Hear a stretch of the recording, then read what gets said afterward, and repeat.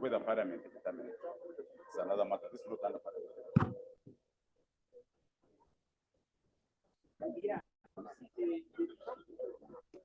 I agree with you.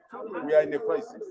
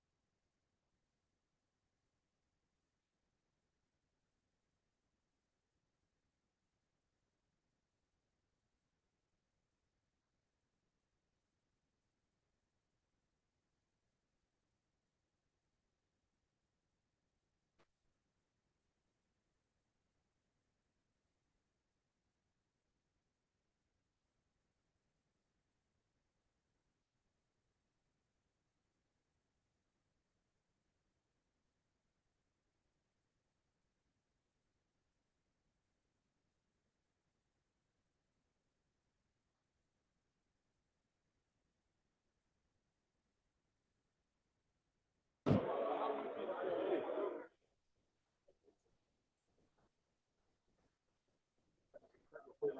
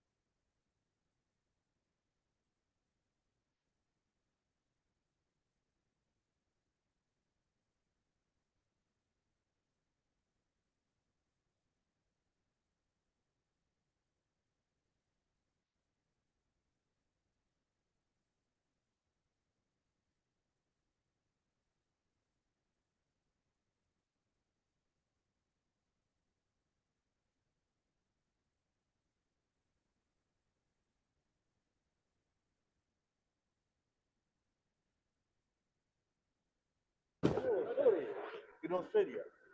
Then I think the girl must have, because even here, do you know that he failed to pay for the ticket? Did I tell you that I'm the one paid for the ticket?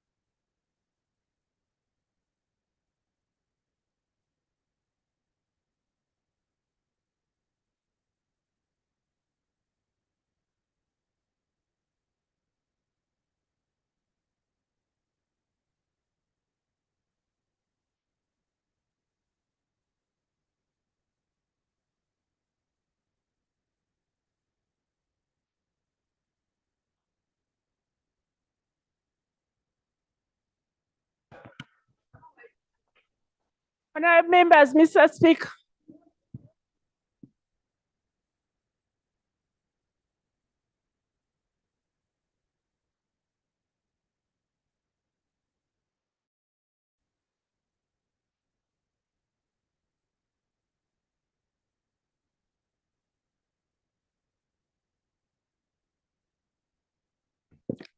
Prayers. Almighty God, who in your infinite wisdom and providential goodness have appointed the offices of leaders and parliaments for the welfare of society and the just government of humanity, we beseech you to look upon with your abundant favor these your servants, whom you have been pleased to call to the performance of such important trusts in this land. Let your blessing descend upon them here assembled, and grant that they may, as in your presence, treat and consider all matters that shall come under their deliberation in so just and faithful a manner as to promote your honor and glory, and to advance the good of those whose interests you have committed to their charge. Amen.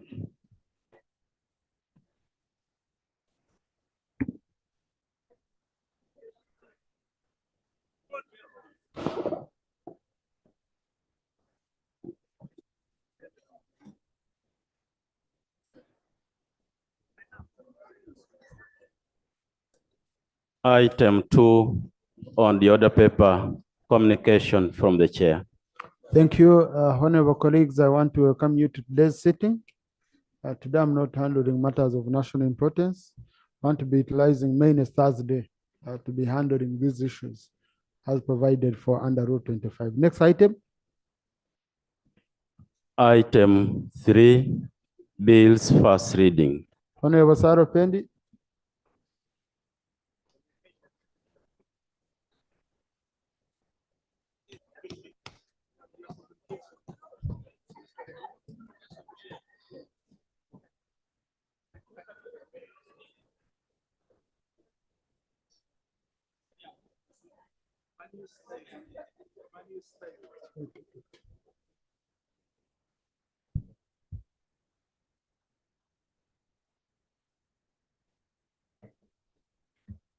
Thank you very much, Right Honorable Speaker. I was almost caught off guard. Right Honorable Speaker, on the 21st of July, 2022, this Parliament granted me leave to move this private members bill. And Right Honorable Speaker, this is the Human Assisted Reproductive Technology Bill 2023. This is a bill intended to regulate the various fertility clinics that are operating and increasing in this country without any piece of legislation. So, Right Honorable Speaker, we have consulted widely all the stakeholders, and to our surprise, many African countries that actually even started these services 30 years ago do not have any legislation.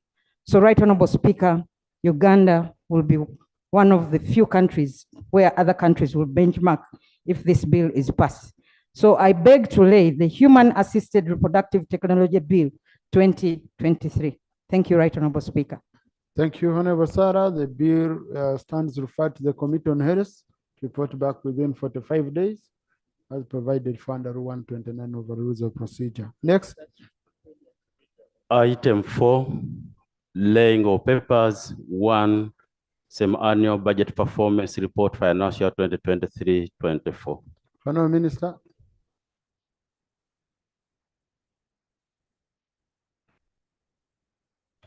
Thank you, Right Honorable Speaker.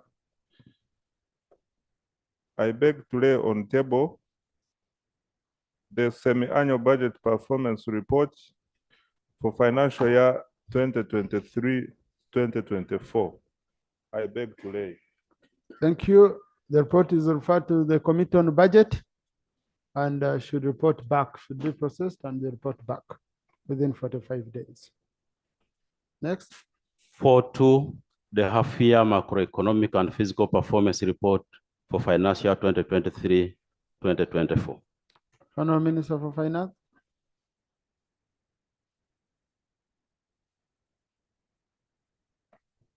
Right Honorable Speaker, I beg to lay on table the half-year macroeconomic and fiscal performance report for financial year 2023-2024. I beg to lay.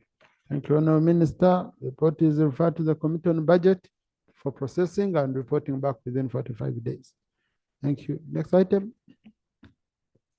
Item 5, motion for adoption of the report of the Committee on Information, Communication Technology and National Guidance on the operations and the performance of the Uganda Broadcasting Corporation. Chair, Committee on ICT.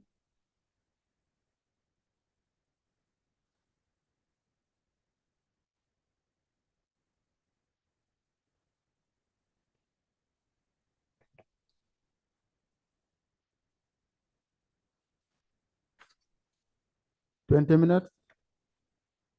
Thank you, Right Honorable Speaker and honorable members. I beg to present a report of the Committee on Information, Communication Technology and National Guidance on the operations and performance of Uganda Broadcasting Corporation.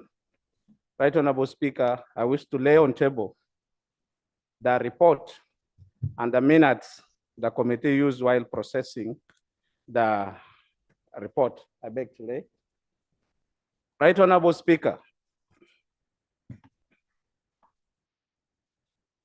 over the years, Uganda Broadcasting Corporation has experienced challenges in sustaining operations, and in the face of competition has almost lost its status of a leading broadcaster for Uganda, which has occasioned realization of low revenue insufficient to support its capacity of operation.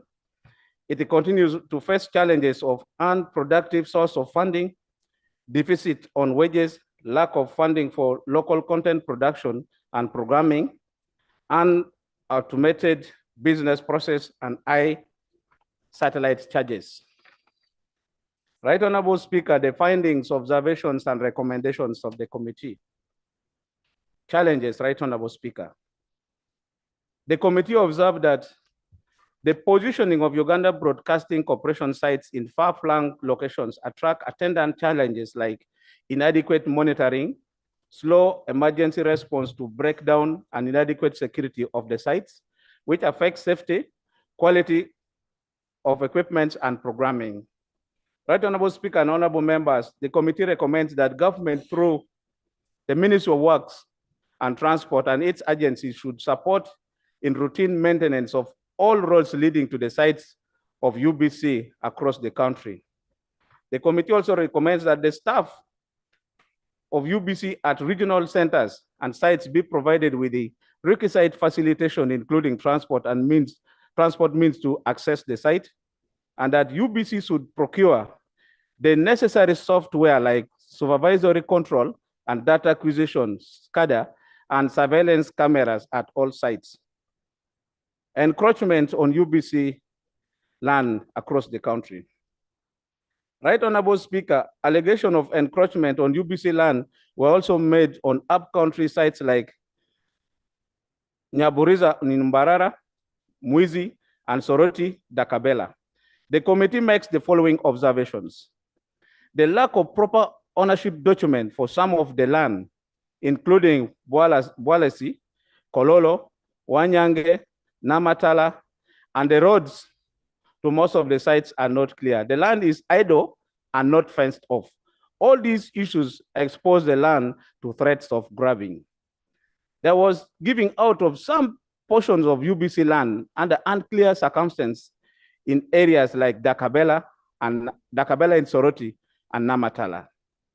The inadequate funding has affected the security and recovery of encroached land. Most of the encroachment claims have not been reported to the police for investigation and redress. The operation of the corporation,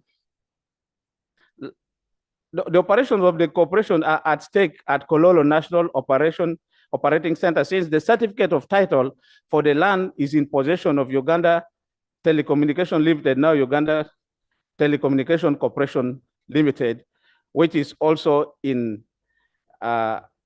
business with another company, private company. Right Honorable Speaker and honorable members, the ownership of land at Bwalesi offered by a resident has been affected by lack of transfer of this land to UBC, since this has never been formalized and the corporation's occupation is under threat. There is need to open up boundaries for all UBC land to confirm the alleged encroachment and the need for an audit to all corporations' land. Right Honorable Speaker and members, the committee recommends that there should be urgent opening of boundaries of all UBC land with efforts geared towards surveying and securing ownership. Attention should be placed at the regulation of ownership of Bwalasi land. Government should secure and reclaim all UBC land at all sites that has been grabbed. The Auditor General Committee also recommends that the Auditor General audit all the land attached to UBC to ascertain its ownership and report the finding back to this House within 6 months. Procedure, point of procedure, Honorable Assembly. Mr. Speaker, the rules are very clear on our sitting arrangement. And I have not had any motion to suspend. So the procedure issue I am raising is whether NRM people should come and contaminate our site. Yet clearly in the rules, they have their own site, Mr. Speaker.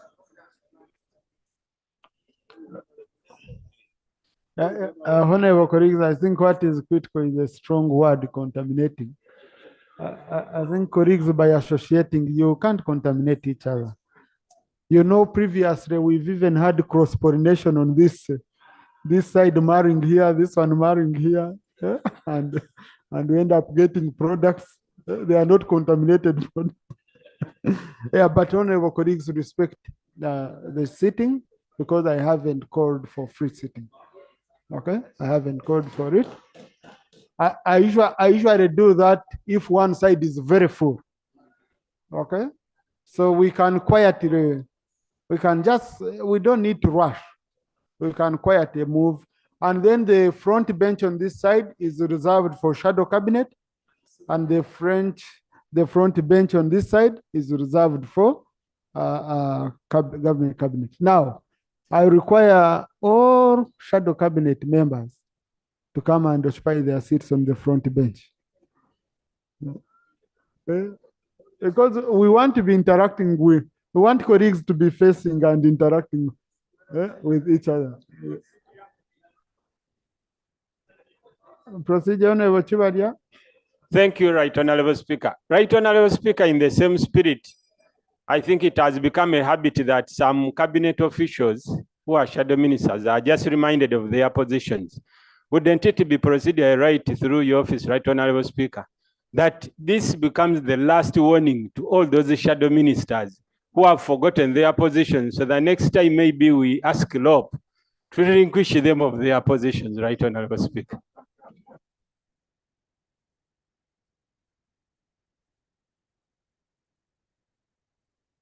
I'm sure these colleagues always remember their position. They might forget where they are supposed to sit, but not their position. So the two are different, okay?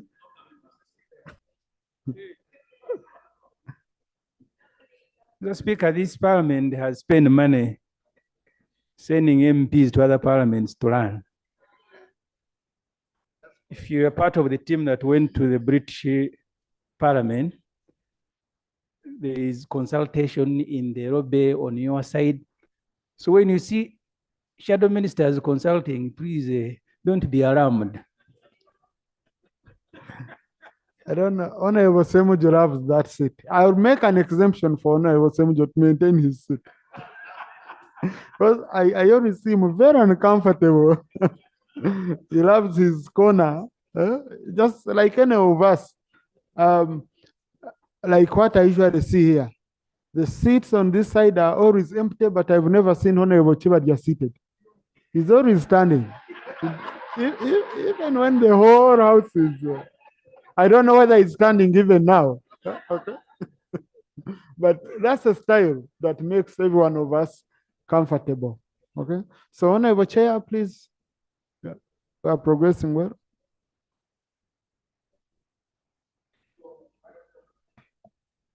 Thank you, Right Honorable Speaker and honorable members.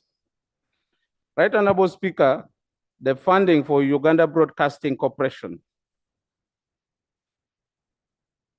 Well over, the national public broadcasters are funded fully 100% by their respective governments. Unlike Uganda Broadcasting Corporation, where the forces of demand and supply determines the funding modalities.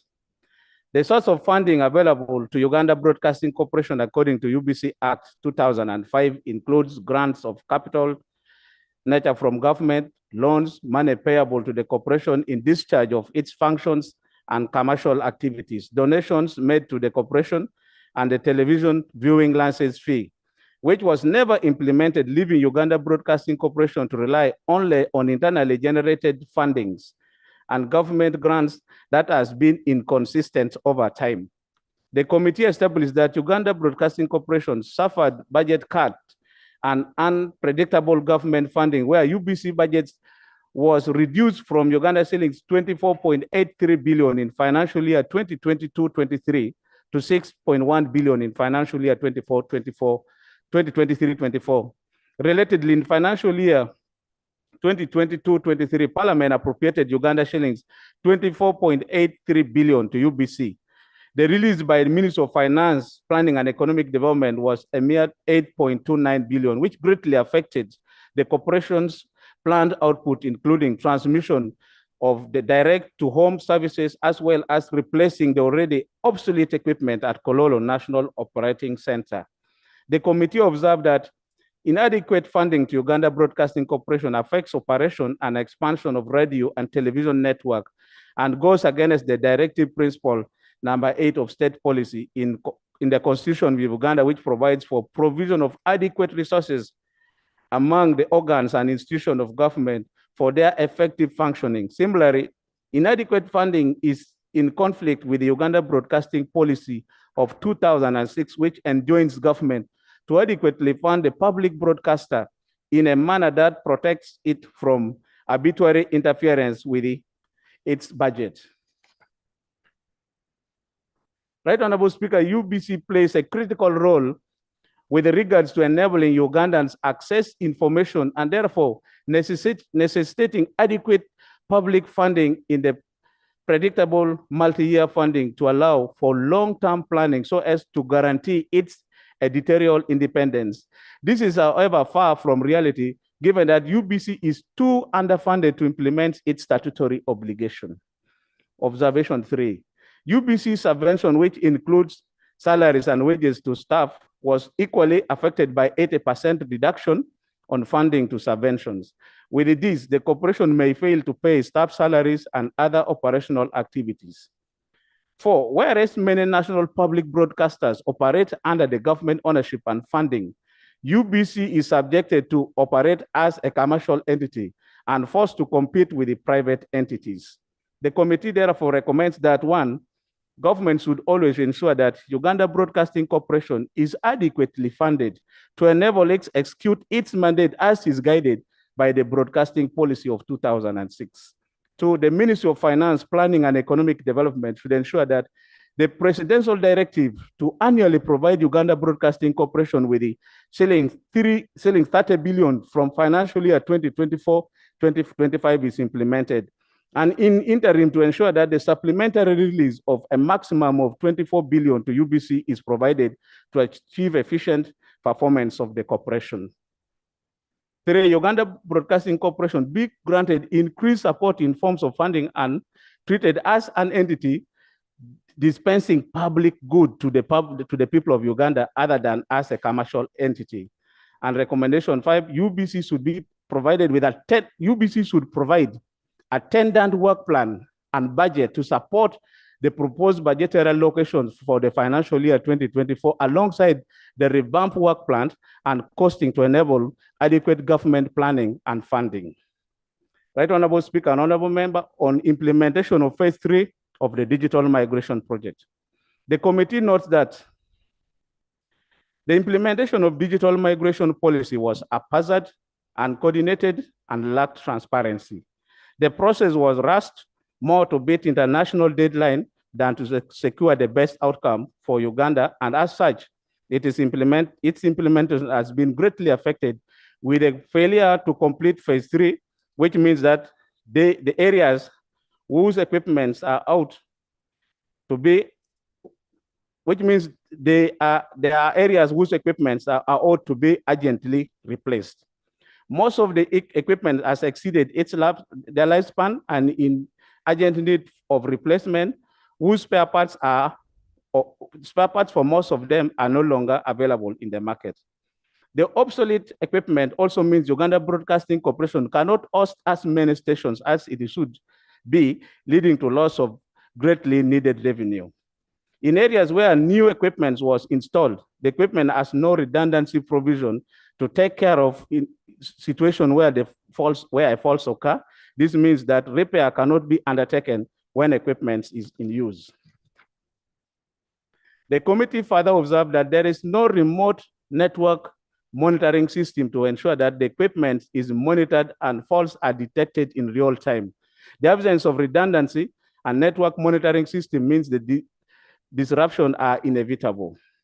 The failure to pay the satellite fee of Uganda shillings USD 1 million or equivalent of 3.7 billion to Intraset resulted into switching off of satellite connection to the country, and thus as only one Kampala station up and running with the 17 up-country sites, up-country stations off. Committee recommendation. Phase 2 of digital migration should be implemented to ensure an uninterrupted smooth radio and television experience for all areas in Uganda. That the debt of $1 million or equivalent of 3.7 billion onto Interset should be urgently paid for the switching on of satellite connection for the 17 up-country sites, which will boost coverage of the national broadcaster. Government should also budget for subsequent payment for the satellite fee. Government should speed up the connectivity of the DTT sites and up-country stations through the fiber optic under the national backbone infrastructure, whose connection will be safer, cheaper, and more sustainable. UBC should budget for procurement of equipment to support redundancy and network monitoring system for all its sites and stations, which shall improve the quality of the network, minimize the possibility of blackouts when the faults occurs. Right, Honorable Speaker and Honorable Members, the need to enhance coverage of the national broadcaster. A deliberate enhancement of radio and television coverage across the country will cater for remote regions of the country, as well as certain genres of public interest programming that private broadcasters are not willing or unable to invest in, where they are to be left out on their own. The committee recommends that government should urgently provide infrastructure to enable access to UBC radio and television network for all underserved areas. Government should also allocate the requisite funding to UBC for provision of direct home service, which will amount to 7.5 billion. Right, Honorable Speaker, here the committee is recommending that if televisions like Star Times, Go TV are able to provide the disc and then decoder and receive satellites at home, why can't UBC provide the disc and decoders, and the citizens will only buy it once and receive the signals for about 17 or 20 channels without paying for them? This has taken long. So that's why we are asking for 7.5 billion so that UBC provides the citizens of Uganda with a decoder and the disc and they install and they're able now to watch free, because most of the cases the DSTV switches off and it is difficult for the citizen to access information. The revamping of UBC. In 2016, there was an effort to revamp Uganda Broadcasting Corporation. This was informed by the recognition that Uganda Broadcasting Corporation was unable to execute its mandate in the status quo at the time contained. As part of the process of revamp the national broadcaster, the committee was set up to look into the operations of UBC. The review committee produced a report with a wide range of observations that includes: 1, Uganda Broadcasting Corporation Act was not aligned with the broadcasting policy. The implementation of the digital migration policy was marred by lack of transparency, adequate public awareness. With a wide range of observations. Uganda Broadcasting Corporation was not in compliance with the several laws, including UCC Act, the PPDA Act, National Social Security Fund Act, and persist violation of payment for pay as you earn and Uganda Revenue Authority. There was no proper record of an up-to-date valuation of UBC assets. UBC lacked a clear editorial policy to inform its decision-making and content strategy. And UBC radio and broadcasting infrastructure was completely run down and obsolete. Some of the transmission stations were not suitably positioned to achieve optimal coverage. Right, Honorable Speaker and Honorable Members, the review committee made recommendation that touches on varieties of facets of UBC with the aim of enabling the corporation to fully execute its mandate. And this includes one, that UBC Act should be amended to align it with the broadcasting policy, guarantee of the corporation editorial independency, transparency in board selection and accountability to the public through parliament, as well as securing funding. That an audit should be undertaken to establish compliance gap and process set in place to ensure good legal and regulatory standing, including with the National Social Security Fund and Uganda Revenue Authority. UBC programming should be informed by a clear positioning in the broadcasting market that is based on its mandate, among other considerations. Right, Honorable Speaker, the review committee, unfortunately, most of the recommendation of UBC review committee have not been fully implemented several years later. The challenge observed by the review committee remains alive and has affected operationalization of UBC. Based on the above observation and recommendation by the review committee, the committee observes that the challenges that hamstrung the national broadcaster are still alive and well, and in an attempt to improve UBC are bound to face stillbirth. The committee therefore recommends that UBC review committee should be the recommendation of UBC committee should be fully implemented with a view of improving the operation of the national broadcaster. The committee further recommends that the above recommendation be implemented within 2 years. UBC should be restructured with relevant and vibrant human resources put in place, which will ensure that mandate, performance management, terms of employment, and the nature of human resources will implement most of the recommendations of the review committee. Right, Honorable Speaker, the enforcement of the collection of television license fee. A television license fee that had been introduced in 2005 was quickly abandoned at the inception following public outcry and the intervention of HE, the president. This was a big blow to the corporation because the license fee indicated in the section 14 of the Uganda Broadcasting Act would ease the corporation financial burden. The committee observed that in the countries where the license fee has been maintained, the public broadcasters still command a considerable reach and share of the market. And this, coupled with the government funding for a mixed funding model, may just be the solution for Uganda Broadcasting Corporation's financial challenges. The committee recommends that section 14(1)(e) of Uganda Broadcasting Act 2005 on the collection of television licenses should be enforced. Other operations of Uganda Broadcasting Corporation is penalties and areas and obligation of UBC. The committee established that indeed Uganda Broadcasting Corporation is encumbered with the various areas, penalties, and delayed obligation. Documentary evidence has been severally provided to the committee to demonstrate this, with this obligation amounting to Uganda shillings 84.063 billion, broken down as follows: Uganda Revenue Authority 18.16 billion, National Social Security Fund 46.670 billion, UCC 2% levy of 146,355 million, payable to other suppliers and service providers, 12.217 billion, and staff gratuity of 6.864 billion. The UBC financial shows clearly that a new financing model that is predictable, adequate, and protects the corporation from undue political and commercial pressure is required. The committee there recommends that the Attorney General should provide an opinion on the legal status of Signet, which will further facilitate the process of waiving of UBC financial obligation with the Uganda Revenue Authority amounting to 2.41 billion.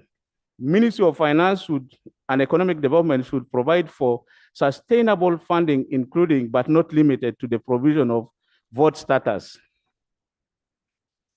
The Ministry of Finance, Planning and Economic Development should clear UBC outstanding financial obligations in order to wipe out its debt and allow it to resume a clear and firm financial footing. The Ministry of ICT and National Guidance should provide a subvention to cut up UBC staff and all other utility bills in order to reduce the pressure of administrative costs and corporations' finance, as well as its ability to invest meaningfully in the content generation. Amendment of UBC Act. The committee observed that UBC Act 2005 specified the source of funding for the corporation, of which the following area need amendment. Section 14(1)(a) of the Act provides for any grant of capital nature from government.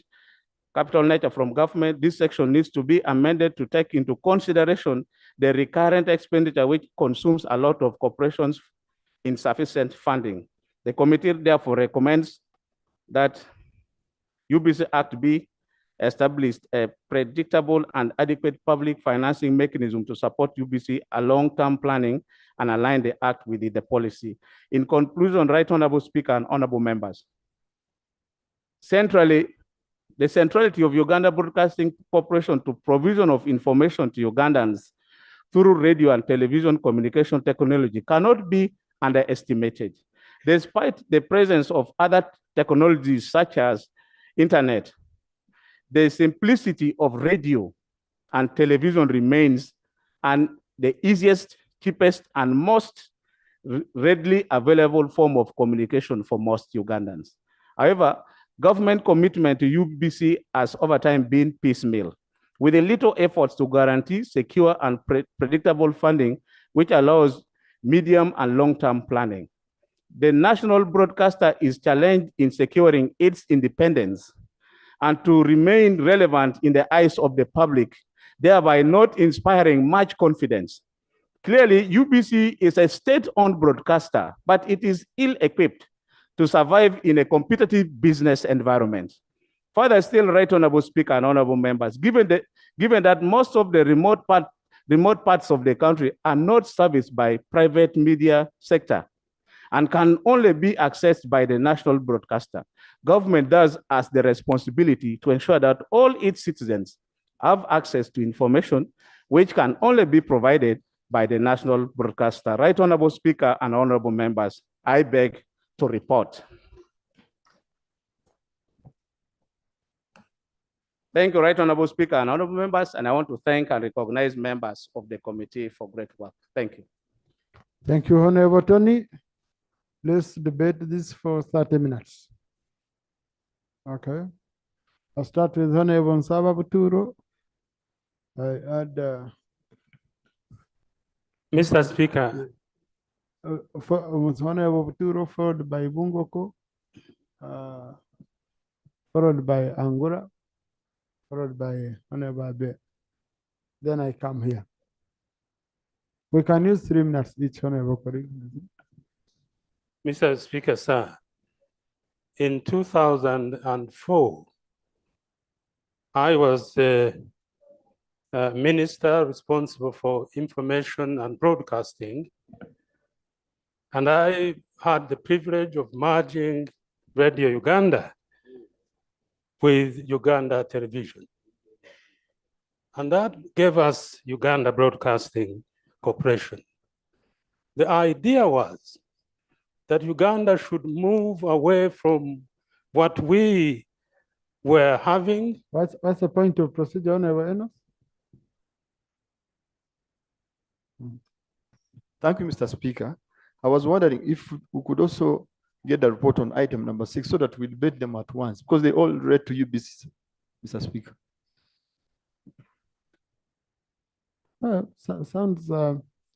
Sounds a good proposal, but Mr. Chairman, I had talked to your colleague and we had agreed on how to handle that item. Maybe we can have a quick one. Thank you, Right Honorable Speaker and Honorable members. colleagues, I think that's appropriate so that we do it at once. Right Honorable Speaker, I think it would be appropriate that we handle them at once because the item there is very small and it is straightforward. So you, please. Thank you.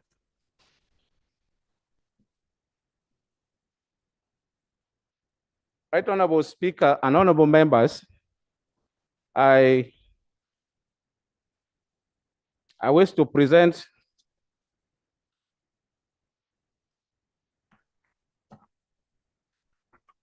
the report of the Committee on Information, Communication Technology and National Guidance on the petition by the National Association of Broadcasters against the Presidential Directive of Government Advertisements exclusively through Uganda Broadcasting Corporation. Right Honorable Speaker, I wish to lay on table the minutes and the report we use for processing the recommendations. I beg to lay.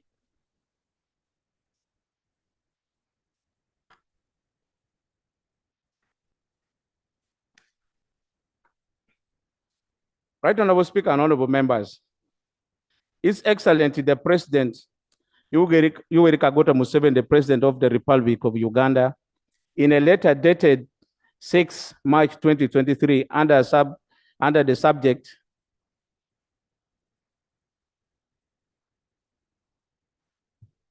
Right Honorable Speaker, I beg for your protection from Honorable Semuju. I haven't seen him attacking you, so just keep focused. It's you focusing on him. Thank you, Right Honorable Speaker. His Excellency Yoweri Kaguta Museveni, the President of the Republic of Uganda. Tibuhaburwa for the record. Okay? Yeah. Please go on, Honorable Ayo. Oh, I've said go on and then you Thank you, Right Honorable Speaker. Under issues at Uganda. Point of order. Mr. Speaker, as far as I know, Mr. Yoweri Museveni denounced his name under the law in Uganda and adopted a new name ending with Tibuhaburwa. So his name changed by that process. Is the chairperson of the committee in order to refer to Mr. Tibuhaburwa by his old name that he denounced and even went to the Gazette? I think on Osemiji, you should have helped him also to clear these are the real names. Please. So do it in an orderly manner, Honorable Ayo. Thank you, Right Honorable Speaker. His Excellency the President, under the subject issued at Uganda Broadcasting Corporation, addressed to Right Honorable Robin Nabanja, the Prime Minister of Uganda, directing entirely that all government advertisement must be through the Uganda Broadcasting Corporation, and any official who disregards the directive would have punitive measures taken against them. This was a response to an appeal from Mr. Agaba Wilston, the Managing Director of Uganda Broadcasting Corporation, about the underfunding of Uganda Corporation by government, denial of advertisement by accounting officers, the need to pay penalties and delays for their contribution to National Social Security Fund and pay as you earn, and the need to replace the now old and obsolete equipment at UBC. In response to the said letter, on 12 of April 2024, the Right Honorable Prime Minister wrote to all ministries asking the aid of public service and the secretary to cabinet to ensure that accounting officers fully comply with the directive, or else have punitive measures taken against them, including dismissal from the public service. This directive caused the National Association of Broadcasters, NAB, on behalf of the private media broadcasters to write to the Right Honorable Prime Minister with a complaint that the directive by the President excludes the private sector media players, yet these have in the past and still to date support various government projects and campaigns, including the COVID-19, Ebola, Myoga, and the current Paris development model through awareness creation and sensitization. National Association of Broadcasters sought to have the implementation of the directive altered so that the concerns of the private sector media players are addressed. Can we do 6.0?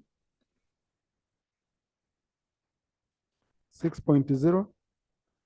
Right Honorable Speaker, on 6.0, rescission of the directive by the President. Before reporting the findings and recommendation of the committee, the State Minister for Information, Communication Technology and National Guidance, in the subsequent meeting, informed the committee that the President had rescinded the directive. The committee formally sought confirmation and details of the rescission of the directive by HE the President from the Right Honorable Prime Minister. However, this response was not provided to the committee. In the premise where the committee did not get formal communication from the Right Honorable Prime Minister, we found it challenging proceeding with the making findings and recommendations on the subject of the petition.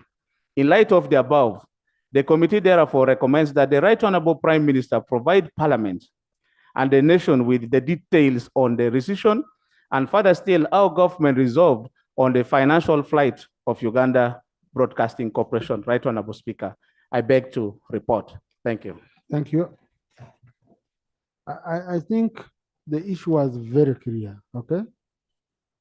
These issues of the plight of UBC, they were not part of what we wanted you to do, because the petition had very specific prayers, which were the government should rescind the decision, which was done. So what we can ask for is for the minister to bring proof here that indeed they wrote rescinding the decision that had been made. Thank you, Chair. So, yes, I had picked those to speak. We are going to handle both at once. Honorable Sababaturo, resume the floor. Mr. Speaker, the intention of having Uganda Broadcasting Corporation was simply for Uganda to do what other countries had done. In Kenya, we had Kenya Broadcasting Corporation, South Africa, the same, BBC, and so on. And we found it sensible that a nation that is serious, that cares about its sovereignty, its desire to have national values completely defended and popularized among the population, were so urgent that Uganda Broadcasting Corporation was going to do just that, to become a national broadcaster. The challenge we saw at the time was that many of my colleagues hardly understood what it meant having a national voice that defends your interests, that promotes your values. There was a problem there. To the extent that when I introduced a TV tax, the purpose then was that we really generate enough revenue for Uganda Broadcasting Corporation to do their work. Again, I met the opposition there, and partly because many of us at the time hardly understood the importance of having a national voice. When you're a nation that aspires to be sovereign, you're not going to depend on others to speak for you, to promote your interests. You must have your own voice. And Uganda Broadcasting Corporation was seen in that light. That is why, Mr. Speaker, the idea that one equates a national broadcaster with other but private TV stations, radio stations, is not being ingenuous at all. The idea must be Just like you and I have our interests, which may not necessarily be interests of your friends and others, you must find a way that helps you to articulate, defend, promote your interests. Uganda Broadcasting Corporation was seen in that light. Unfortunately, over the years, and Mr. Speaker, I must say, just listening to the chairman, one would think it's my statement in 2005 that he has copied. I'm not suggesting really has, but it's similar, same points, urging government to give support to Uganda Broadcasting Corporation for purposes of defending our interests as a nation.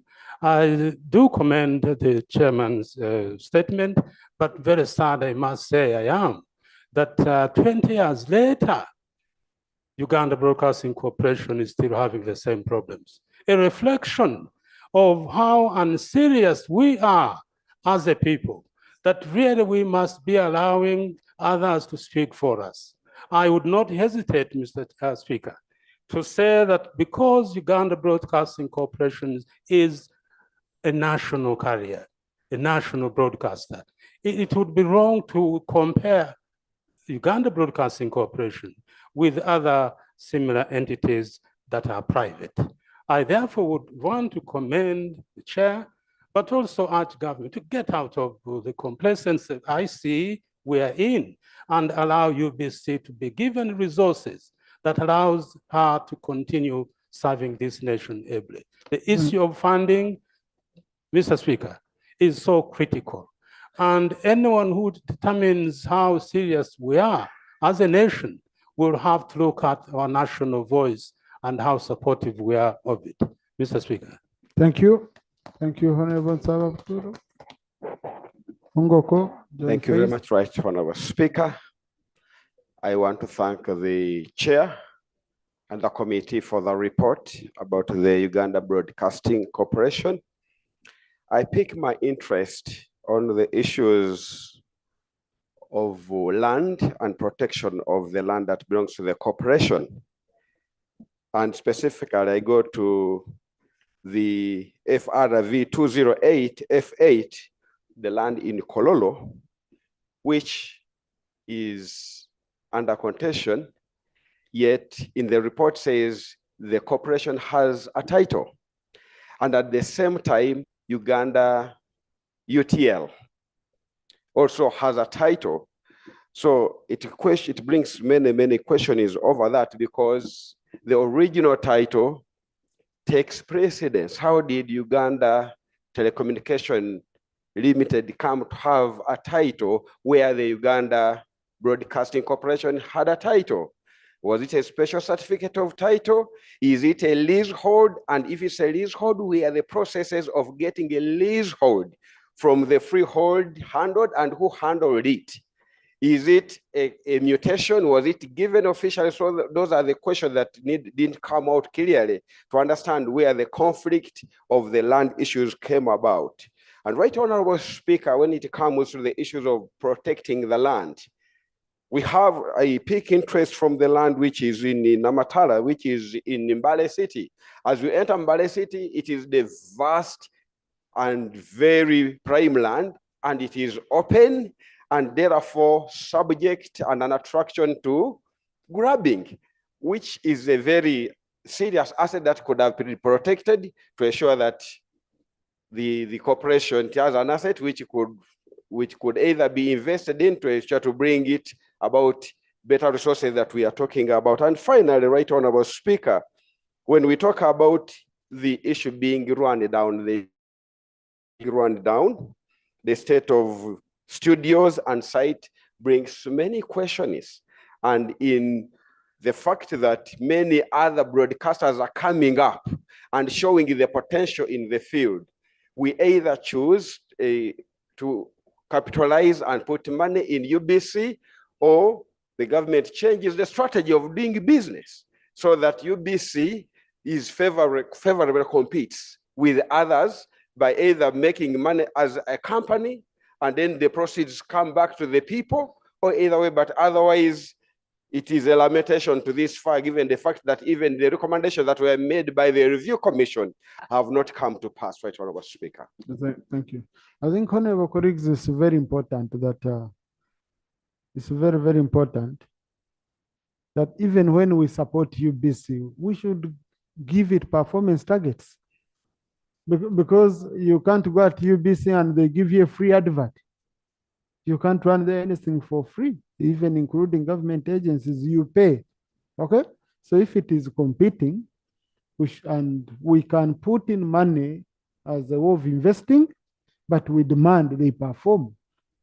Okay? Yeah, I had allowed Honorable Angura. Thank you very much, Right Honorable Speaker. I also want to thank the chair and the committee for the report that they have presented. And just speaking from what Honorable has said about land, Right Honorable Speaker, I am also aware that the land in Mbale had been occupied by veterans. And you know how difficult it is to evacuate veterans when they come in. So how I wish that moves in very fast. But Right Honorable Speaker, we really need to put our foot firm on the ground. The $1 million that has been outstanding for a long time, I think that deprives this country of the opportunity that would be getting from this broadcaster serving our people. Right Honorable Speaker, for us in the East, we have known a Radio Butebo for a very long time. And all the men keep all the time searching and asking if they can still tap onto Radio Butebo. So the 17 upcountry stations that are not running are still depriving many of our people the good opportunities that government has offered and are known in the past. For us who come from the East, and especially me, along kilometer 0 and across the other side, KBC, which broadcasts from very far, is one of the darling stations that we have to tune in. And for any sensitive government information, it is always broken by those official stations. So, and I think that is where what Honorable Sababturo said is very, very important, and we need to come in. I want to appreciate the chair and the committee. When they talk about getting decoders that are cheap, that would be an opportunity for us to also create a competition with the DSTV that when you ask what their corporate social responsibility is, you don't see anything. So let's support UBC such that we can get those cheap decoders and our people can view many channels that are associated with that. You've also talked about recommendations by the review committee. I may not be surprised since those recommendations have not been implemented to date. Maybe they are supporting other private entities now that are running.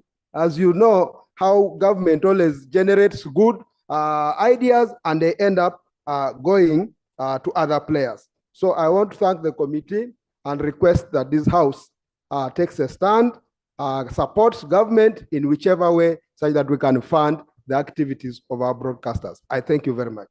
On the decoders, Chair, did you mean that we have specific UBC decoders, or UBC goes into a business of also being a carrier for other stations? Thank you, Right Honorable Speaker. The moment we are connected to satellite, then under direct to home program of Uganda Broadcasting Corporation, UBC is supposed to have a system that runs through our own decoders. So we are going to allow citizens to buy a decoder and disc. Only once, you pay it off once, then you view. That's what we want to go to. Specifically for UBC? For UBC, but we also run other channels because even NBS, all these the private television network in the country, their signal is transmitted or carried by Uganda Broadcasting Corporation. So that would only be, the signal is carried by Uganda Broadcasting Corporation. So having the decoder, that would mean even their channels would be viewed through UBC. But sometimes you find the quality of our pictures are squeezed when you see through this other television, when they are transmitting like DSTV. They squeeze the quality of the picture of UBC, but here would be... They reduce. no, they kind of compress and then you see the Yes, quality of the yes, pictures that's are it. not very good. Squeezing also- is too tough. Eh? Yes, squeezing is a hard, but also, Right Honorable Speaker, at the same time, these other televisions were supposed to allow Uganda view other channels, including like NBS, NTV. Even when your subscription on DSTV is off, you are supposed to view them free, just like UBC. But you find it's only UBC that they leave. The rest, they stop Ugandans from viewing. So once it's on our decoder, then people are able to view most of these channels and be able to. Okay. Thank you. So because, Chairman, this is something you would deeply look into when you are like assessing the Ministry of Policy statement. Yeah, not just that, because it's a business case. This is, it's a serious business. You need to interrogate deeply and see its viability commercially before we say give them money for this. Something you need to look at. Thank you very much, Right Honorable Speaker. Honorable Speaker, I want to thank Chair and the committee for doing a good work. They have thoroughly done us justice. And to pick on his point, the perspective of business, we need to pilot it. It is risky to invest money wholesomely on that suggestion. Because, Right Honorable Speaker, UBC is watched widely by the local man down there who cannot afford to pay for DSTV. And indeed, it's doing a good job. Of course, I have issue with quality. And with media houses, this is a laissez-faire, economy. People are looking at news is something, news or entertainment, you'll go for the quality that suits you. Right, Honorable Speaker, I have a problem with how we also run our government entities. We run it in a laissez-faire way. We don't look at the business, perspective. I do support the need to support UBC and make it run and put it to a level that is quality. But we also need the leadership, we need the administration to run UBC as business that brings money to government. So that when we invest, we see where the money goes. And this is across board, not only with UBC. So if you are to make a choice today, that what media house are you going to tune in first?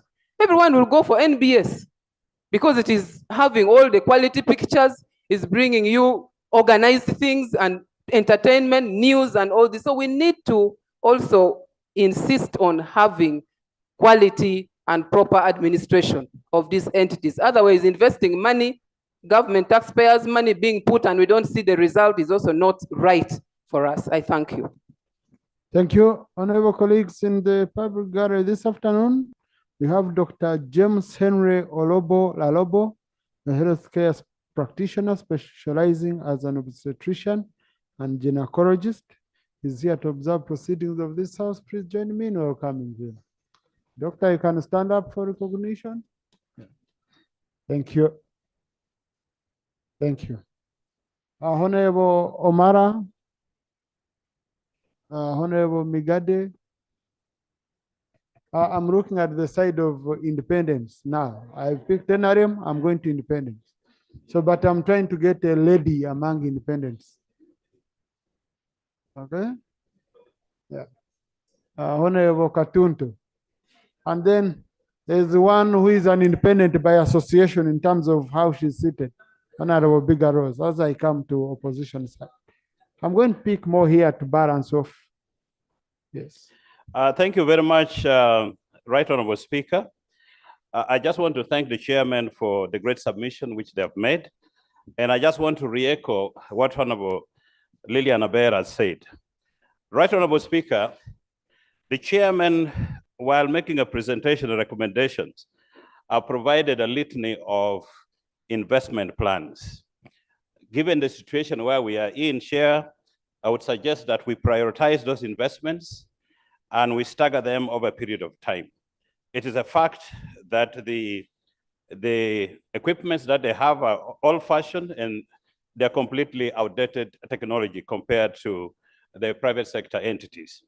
Right Honorable Speaker, what the committee did not give us is the level of viewership. And in the world of digital technology, you can easily find this one out. And based on the submission by Honorable Reproductive, that it is important to have a national broadcaster. Right, Honorable Speaker, it's important for us to know how many people actually spend their time looking at UBC news and other programs. So I think going forward, we really need to come up with these numbers to justify the level of investments that we are doing. Right, Honorable Speaker, the chairman talked about one very important thing about the determination of editorial policy and product content. I think this is where the problem is, because we need to run this, Mr. Speaker, as you've said, as a business case. We need to look at profitability and the sense of competitiveness, and therefore determination of editorial policy and product content should be given to the management of UBC, and less of government interference, so that the investment over time can be realized, so that we can attract more people to be watching UBC. So, Mr. Chairman, I support the recommendations of the chairman and his committee, and we will look into the budget proposal so that we can support greater investment in UBC. I submit, Right Honorable Speaker. Thank you. Honorable Megade.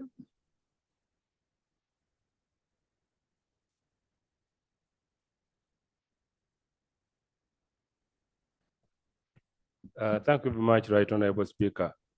And I want to add my voice in thanking the chair.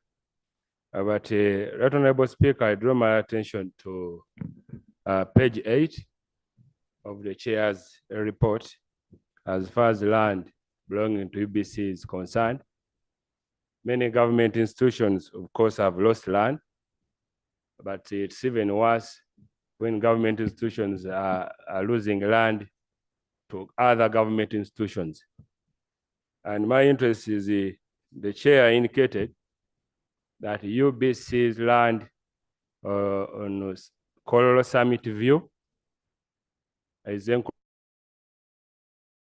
other private players, but the UPDF.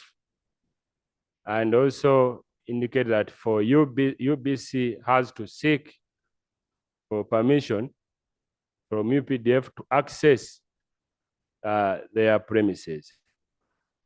So this is quite unusual, and that's why, Honorable Speaker, I'm concerned. And my interest is whether the committee was also able to interact with the encroachers.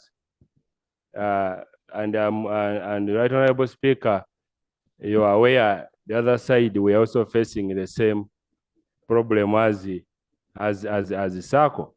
And the Honorable Bangura also mentioned that in the East, it is the veterans. So that's where my interest is. Was the committee able to interact with the purported encroacher? And if so, how are we going to help UPDF get off this land? Because other entities would employ private security to protect their land. And now here, when the land is encroached on by UPDF, you can't employ the police to protect this same land. So how are we going to help this institution safeguard their land? That's my issue, Right Honorable Speaker. Thank you very much. Thank you, Chair. Will respond to that. Honorable Bigaros, Honorable Katuntu. Thank you so much, Right Honorable Speaker. Right Honorable Speaker, I join the rest in thanking the chair.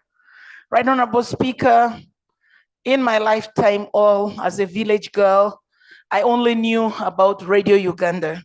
And if you go down in most of our villages, the signals of Radio Uganda are perfect, because the rest do not reach in most rural and remote areas. And therefore, I support the chair on the recommendation that we should be able to give resources to Radio Uganda, even for education purposes, because the rates they charge are lower and better for the most vulnerable. Again, I would like to challenge the committee on the issue of post office. Post office is losing a lot of land like radio, UBC radio. And this is under ICT. I've independently tried to alert the chair, but I see he's sitting and sleeping on job. And I don't know whether until after we have lost everything of post office, that's when he intends to think about the buses and the land and other properties. So therefore, as you are doing good work for UBC Radio, don't forget about post office. Thank you so much, Right Honorable Speaker. Thank you, Honorable Katonto. Thank you very much, Right Honorable Speaker. Right Honorable Speaker, I don't want to spoil the party. If there is anything that can go wrong in any management of a company, has gone wrong in UBC. And don't shy away from it. It doesn't pay gratuity. It doesn't pay NSSF. All its land is being taken. There is nothing that is going correctly in the UBC. And don't run away from it. I have been chairperson of the Committee on Statutory Authorities and State Enterprises, and UBC was one of them. You remember one time we did recover land. You remember the famous goat story? Land in Mbuya of millions and millions of dollars that had been stolen. And this has been going on. If you want taxpayers to invest money, colleagues, where is the return on investment? Because let's speak like a shareholders, because this is our money we are putting in a national broadcaster. The Honorable Sababuturo says it was during his tenure that he merged Radio Uganda and UTV. What was the purpose? It's not exactly what he was saying. He fell short. The purpose was to run UBC as a business-like, to compete in the modern times. That was one of the purposes. Let us look at the viewership today. Has the viewership of UBC increased or decreased? Let us look at all these, colleagues. Right, Honorable Speaker, the point I'm making, the minister responsible of the sector, the board of directors, and the management should up their act. Otherwise, this is money down the drain. Let us look at the editorial policy. What attracts anybody to watch UBC today? Why? Because it becomes propaganda. And Honorable Sabato, let me tell you, one of the most profitable enterprises today is BBC. Why? It runs both as a national asset, but also in the business world. Because if you don't have that in mind, then nobody is going to watch UBC, nobody is going to listen to Radio Uganda, because it will be a propaganda forum. Right, Honorable Speaker, I really beg the people responsible for the management of this UBC, the corporate, really to change or to up their act. Right, Honorable Speaker, when it was Radio Uganda, it was a small department in means of information. And you make it a corporate. Does it have a corporate culture today? Does it? Seriously? Do we see people, Right Honorable Speaker? Do we see managers who are running that institution as a corporate? Or it has remained the culture of Radio Uganda, in the culture of UTV? Right Honorable Speaker, as I conclude, as we invest money, and indeed we should, we need to demand a return on our investment. Because the world has changed. There is nothing changing at UBC. You go there and see. If you cannot even pay gratuity, you don't pay URA, the land is going. You know, including salaries actually. They can't even pay salaries of the employees. And you are saying, let's bring money, money for what? What is the return on our money we are investing in UBC? That's what I want to see. Then I'll be comfortable saying, okay, we need to invest more. This is not a bottomless pit where we just put money. No wonder government is now talking about a policy of rationalization, including abolishing agencies that don't make economic sense. That is one of the reasons. Right, Honorable Speaker, I thank you. Thank you. Now, Honorable colleagues and Honorable Chair, I think that's what I had touched on earlier. I had expected your committee to do a serious assessment of UBC, okay? Looking at their performance. You give us the viewership, because now the question will be, what will be the incentive for UBC management to work hard when they can come here and we just appropriate money? Eh? What would be your incentive to burn the midnight candle like other stations, to be creative, you know? But also we have to be very cautious when we are doing our recommendations, honorable colleagues, honorable chairs. And I think this is an issue which cracks should be looking at. We should be very cautious on talking about money which we have not appropriated here. It is not good for Parliament to resolve that government to go and bring a supplementary for so and so. Then how will you scrutinize that supplementary once it's brought, yet you're the ones who asked for it? You already judged that it's needed, okay?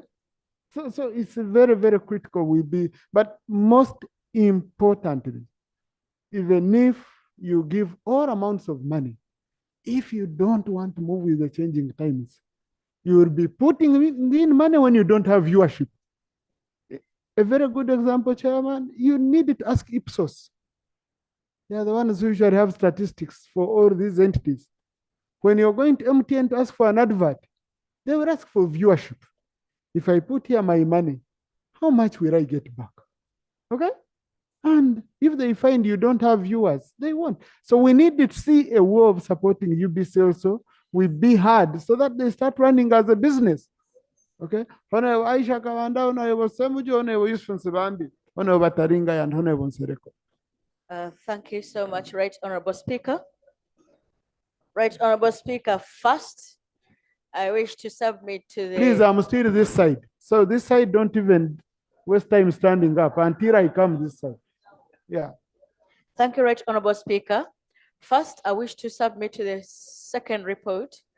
The committee says they did not get evidence that the other directive was retracted. I want to say, Right Honorable Speaker, that what the president had directed is discriminative in nature. We are into liberalization, promoting private companies. We cannot simply say we are creating another monopoly or they go through it. It is discriminative and must not be supported in any way. I'm happy to hear that the president retracted it, but we need to get evidence to that fact. Having said that, Right Honorable Speaker, even government anyway, at the way it is now, would actually not wish to advertise with UBC. Actually, what pushed government to change is that the private organizations had chosen to boycott government programs. Because UBC does not have a fellowship.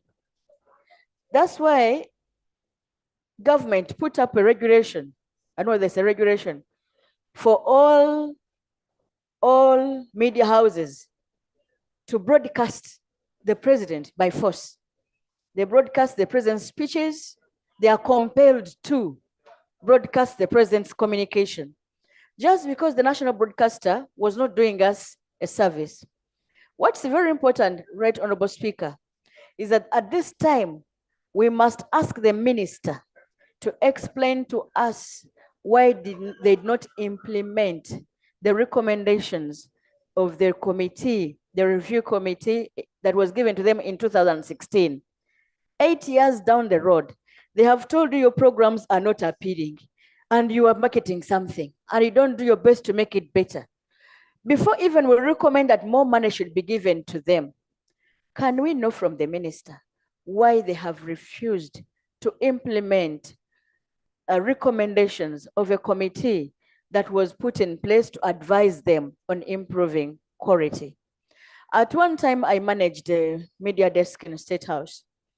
It was working for us to take president to private. That's how president went to Mambo Bado, because they were innovative.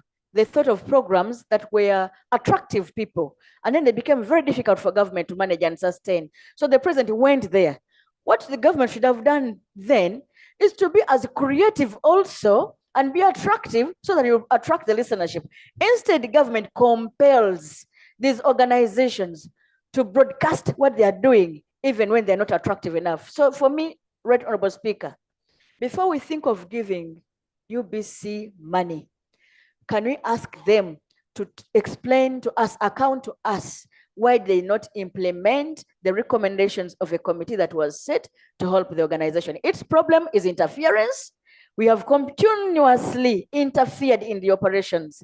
Shall we now commit to stop interference, restrain from making it a political organization, give editorial the independence they deserve so that they can be able to provide what is desirable? I thank you. Thank you. Never Semju.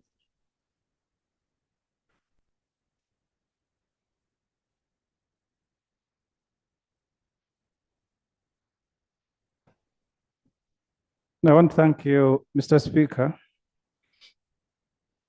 The recommendations by the committee, one of them is that we should annually be giving UBC 30 billion as directed by the president. Another one is that there was a supplementary of 24 billion, it should be released. You remember in this parliament, we even authorized the borrowing. At the time, the UBC and the Uganda Television merged. If I recall, I can be corrected. But if I recall, we authorized the borrowing of up to 70 billion. Mr. Speaker, and I want to thank you, the committee should have helped Parliament by looking at the audience sharing per station in Uganda. If you go to Kenya, the public broadcaster, KBC, first of all, they are dominated by Citizen at 10%. The rest of the radio stations, Kiss and so on and so forth. The private broadcaster is relegated among others. Their audience has become so minimal. You need to look at the audience sharing because you will even be contradicting bills and acts of Parliament. Because in all the acts that we are passing here, there is a standard section, advertise in the media of wide public saturation. That's how decision is illegal now. It's not just a directive of the president. And that's why even the directive that whoever wants advert should get them through UBC was against the statutory establishment. So I like UBC having grown up listening to only one radio station. But we need to live in the time. With the exception of BBC, I think public broadcasting is dying in the world. People no longer listen. If I ask the colleagues here, who uses UBC as his main source of news? Here, you may find one or two, but also you need to understand that the media landscape is changing. Newspapers are closing. Radio stations, the audience is going down because now the phone that you hold in your hand has become the main source of information. So I am hesitant, Mr. Speaker. I like UBC. I want it to leave. We can even use it for other purposes. But I am hesitant to recommend as Parliament that we give them 30 billion shilling annually. We give them another 24 billion in supplementary that was not released when the figures about these studies have not been displayed here. I would rather, and I had made the recommendation, like Honorable Katundu, I chaired the committee on COSASE at one stage, and I compared UBC with the New Vision. New Vision, before privatization, was 100% owned by government, but it was run properly. And I said, if we have trouble with UBC, why don't you just transfer it under now the rationalization and merge it with New Vision? Because even New Vision is still, the public stake in New Vision is high. We don't pass money here for New Vision. If New Vision is run properly and UBC is not run properly, just rationalize the UBC, take it to New Vision and get the good managers there to run it. Instead of recommending that you keep pumping their money. Finally, Mr. Speaker, compared to, you see, there are things that you can hide. Public broadcasting has become almost obsolete, old. It is like old people dying here to continue looking young. I was telling my neighbor here that at the age like of President Museveni, even if you die here, you will continue looking old. So public broadcasting has become obsolete and old. And we need to take a decision as Parliament. Thank you very much, UBC, for the work that you did. We retire you and then go to the new order of the digital communication. I thank you, Mr. Speaker. Thank you. Now, Honorable colleague, that's why Honorable Semuju took an option of removing all his hair. And take that option. Yeah. Yes, I had allowed Honorable Siwambi. Thank you, Right Honorable Speaker. I just want to thank the committee and the chair for the report. My next comment is about the land issue. With the coming into force of the Constitution and the Land Act, there's nothing like public land. Land belongs to the people. And repeatedly, we've been talking about public land grabbing, public land. Now land is vested in the people to be managed by the district land boards, and the Ugandan Commission, the mandate has to do with administering land, titled or not titled. I was the chairman, Kampala District Land Board, and deeply involved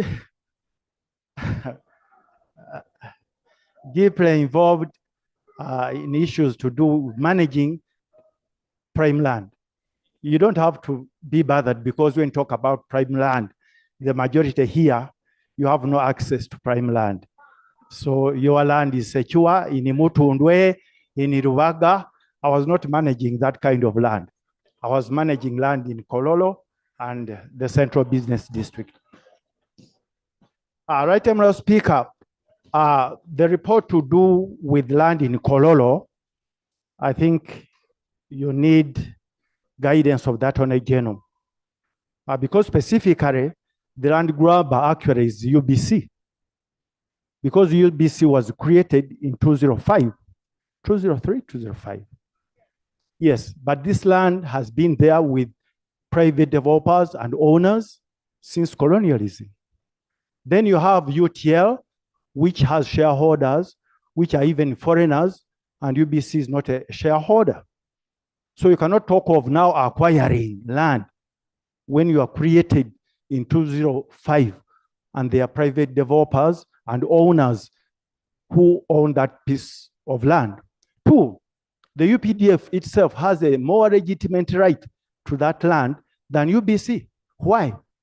When they came in 1986, they took over that land, which was not titled as a strategic military point. So now in terms of possession, they are acquiring. And Uganda Land Commission must come in to protect the user as UPDF because it came in 1986.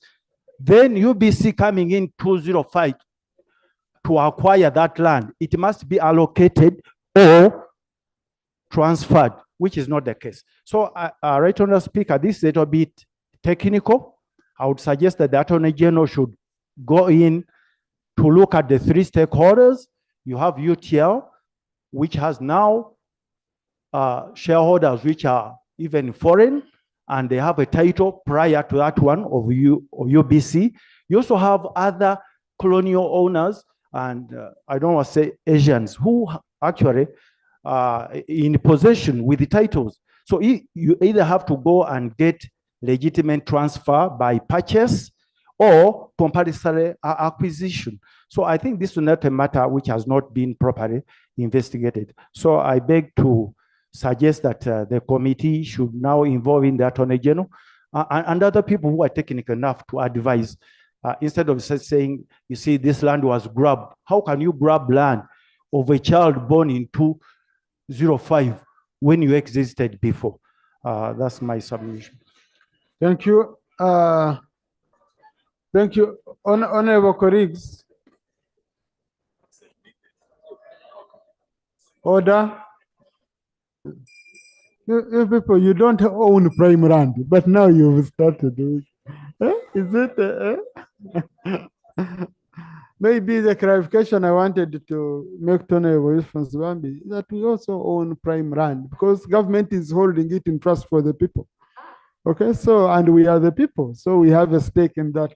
At least by extension, we own prime land. By osmosis. Now, the good thing, I looked at the recommendations of the Committee on Issues of Land. You know, the recommendations are not that calling so and say grabber, saying this one should go to this one. They are saying let government study and ensure it resolves issues around UBC land. Yeah. Yes, Honorable Taringaya. Thank you, Right Honorable Speaker. I join my colleagues to thank the chairperson for the good report presented. During COVID-19, when children were required to have home studies at home, it was those remote areas where UBC penetrates, there are those few who benefited. There are several government programs that are being promoted now, PDM, ICT in schools, especially those deep rural schools. They need the services of a strong national broadcaster. However, to me, I think UBC needs to present a bankable proposal for us to benefit from us to propose financing. Why?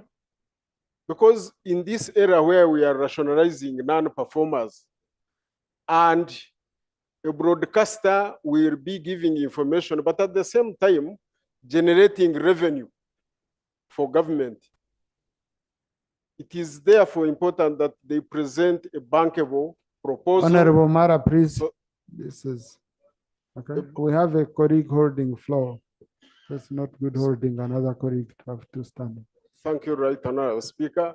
It is therefore very important that UBC presents a bankable proposal not to attract annual disbursements, but rather money that will be generated from NTR that they generate themselves so that they partially support their programs. I beg to submit. Thank you, Honorable Sereko. I need thank you, Right Honorable Speaker. Right Honorable Speaker, regarding UBC and its matters, I think it's a double-edged sword. On one side, every nation needs a national broadcaster. And the purpose for creation of these national broadcasters is basically to disseminate such information that might not necessarily be carryable for profit by private players. I'll give you an example, a case in point.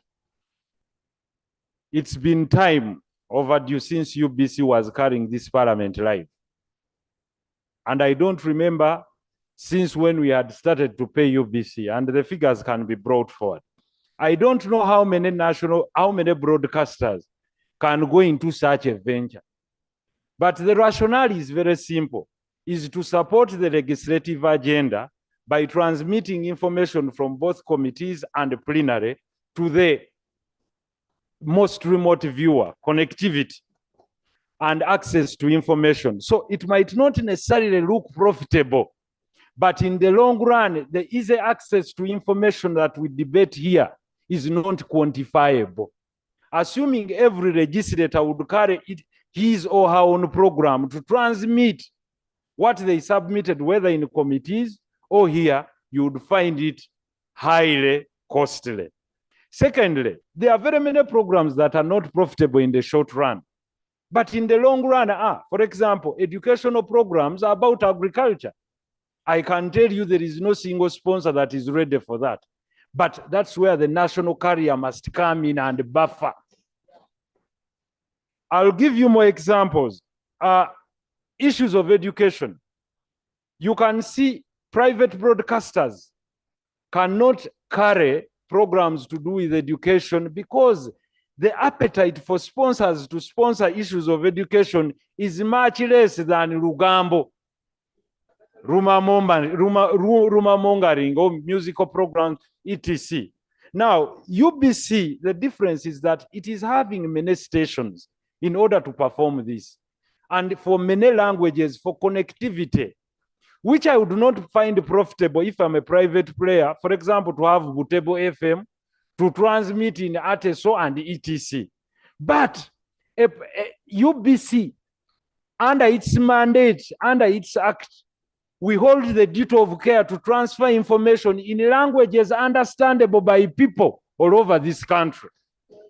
Therefore, you might find it not profitable in the short run in the form of money, but in the long run in the form of awareness, it is quantifiable. Finally, I would like to agree with my colleagues with the digital transformation. It is true. All national broadcasters, I was looking at KBC, they have pumped money, are struggling. And the reason is very simple. There is no one that can run such a payroll. But let's come back to reality. When you are in this house, assuming one of your voters comes here and tells you it's me going to be laid off, you'll see everyone standing up in arms. Why? UBC is the only guarantor of employing, we can say, a bit redundant people. But no, it's true. What I'm telling you is the reality. From a private point of view, there is no reason as to why you would have that number of workers. But because it's a national broadcaster, therefore national interests first, you would employ people to have Ruchiga, Runyankole, Rutoro, ATESO, every language, Swahili, so that information goes out. But a private player would say, come here if you qualify and have about 4 languages. And before you know, that is the reality that we must face. Now, finally, Right Honorable Speaker, do we want to come here as a parliament that passed a motion to adopt the resolutions of parliament in supply in the supplementary budget and say now we are overruling what we said? It's only natural justice that if there are areas that were supposed to be paid and we pass them through a supplementary of, let's say, 24 billion, it's our obligation, the obligation of the Ministry of Finance to honor the resolution of Parliament because we supplied that. As regards coming forward, the justification must come from the committee. Like you said, how do we make it much better, profitable? UBC, how do we make you more profitable? How many rights should you reserve as a national broadcaster? It is so that we give you some level of protection. Reason being, there are some programs we know you carry that are not necessarily profitable, but desirable to the nation. Therefore, I would like to stand and support the matter. Because I know what it takes. UBC is a training ground for young journalists, and you know it. It will take in as many interns as you do not know. It will train them, it will produce them to national level for even other carriers to take on. Well, however, I would like UBC to adopt a plan that is used like other national broadcasters, being the innovation center to host all of them. Because if I have Radio Toro, for example, if it were mine and it's an FM, instead of creating offices in Kampala, I would create studios at UBC. It carries me through its signal, and I pay them what we call royalties for carrying me. That's what other broadcasters have adopted. That if you have the leverage of getting national funds, how do you also carry the private players so that you help them grow? Should everyone start up an office or a broadcasting studio in the city? How do we help them so that it's quid pro quo? You take taxpayers' money, but you also have a buffer. Finally, the collection of Signet, the funds, the Signet fund. With the arrival of other players like, let's say, Star Times, you can imagine how much money Star Times collects. If that leverage was given to UBC through NTR, UBC would not be here, because every single person, and you can talk about the figures they have, assuming they have about 3 million people, and they collect about minimum, on average every month, $1 from every person. That is $3 million from every user, That's $3 million. And in a year, that's 3 million times 12 is about 36, probably. That's a lot of money. If you give that leverage, like other countries protected their national carriers to be the ones to provide the single source of outlet of content, it would definitely be profitable. But now as a carrier, it is not independent. I mean, it's not the single player, it's not protected. And also, if it was to collect from individual radios and TVs, the Signet fees, it is better you go to Star Times that takes you nearly freely than go to UBC. But UBC has the sole aim to deliver the desires and aspirations of Ugandans, no matter what. Even if it's not profitable, we should make sure we only leverage by reducing the wage bill and improving the products. But for the areas that are there, it must pay, and it's what we appropriated through the supplementary budget. Thank you very much. Thank you. And that's a wonderful celebration, Honorable Nsereko. And I think it's in line with what colleagues were saying, because colleagues are saying, we are giving you this money, but we need performance indicator. Because you see, in the end, if you're saying I'm only carrying desirable programs, when you no longer have viewership, who is going to view? Okay? Yes, if you don't have viewership, who will view those desirable programs? So you must strike a balance. You transmit desirable programs, but you also maintain viewership so that you have people viewing those programs. Otherwise, you will just get money for the sake of it. Okay? Yes, I need Honorable Santa, Honorable Christian, and then Chiboga, Anifa, and Chiboga. I will need the doctor on nodding disease. I need that.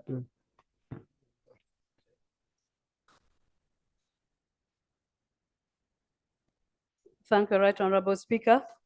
Allow me join my colleagues in thanking the committee for coming with a very good report.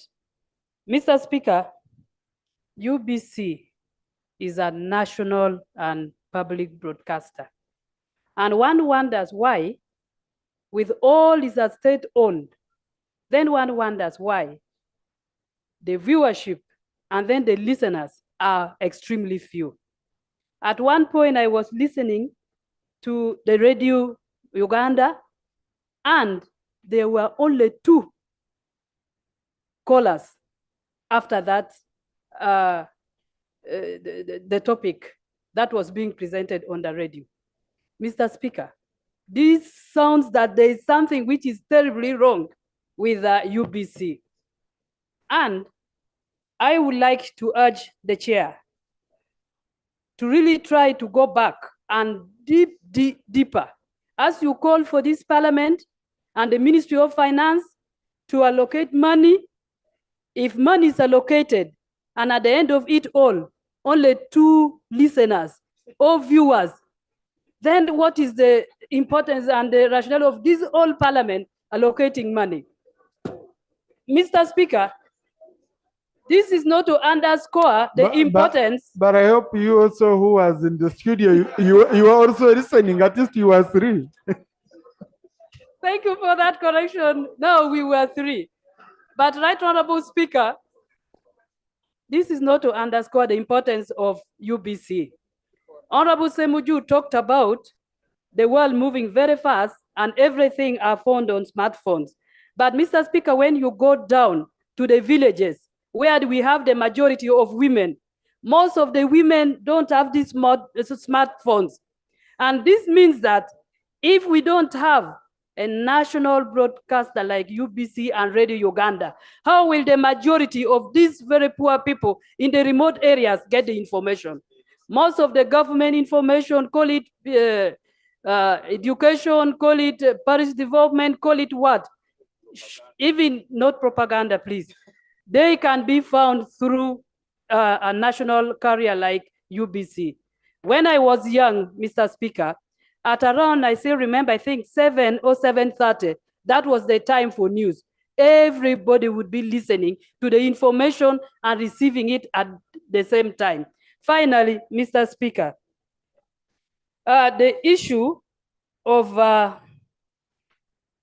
the committee made recommendation that there is need to have a vibrant human resource. I think the problem with UBC is management. If we don't correct this problem, then we are not going to see the light of what we are talking about. Mr. Speaker, the review committee mentioned some of the challenges. One of them was that the board and management floated best practices in corporate governance by working without a strategic plan. 2, that there was lack of editorial policy. Mr. Speaker, even as politicians, we always have strategic plans. Even government, even at a household level, people have strategic plans.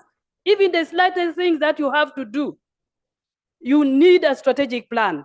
So for me, I think the problem is that we lack management, and we need to have a serious human resource if the maximum potential of UBC is supposed to be realized at the end of the day. And finally, about the presidential directive, I think we should allow the private broadcasters to also blossom alongside supporting the Uganda national broadcaster. I want to thank you, and the minister, please come and clarify on this. Thank you. Was made. Now, honorable colleagues, I think we all watch UBC. Yeah, because me, I watch UBC. I watch UBC at 8. I'm always watching UBC, and I've been watching Honorable Mara also doing a fantastic job on UBC. I've seen Honorable Semujo on UBC. I know our president is an ardent fan of UBC. So let's start with us. Let it start with us, okay? And we watch UBC. Honorable Anifa. Thank you, Right Honorable Speaker.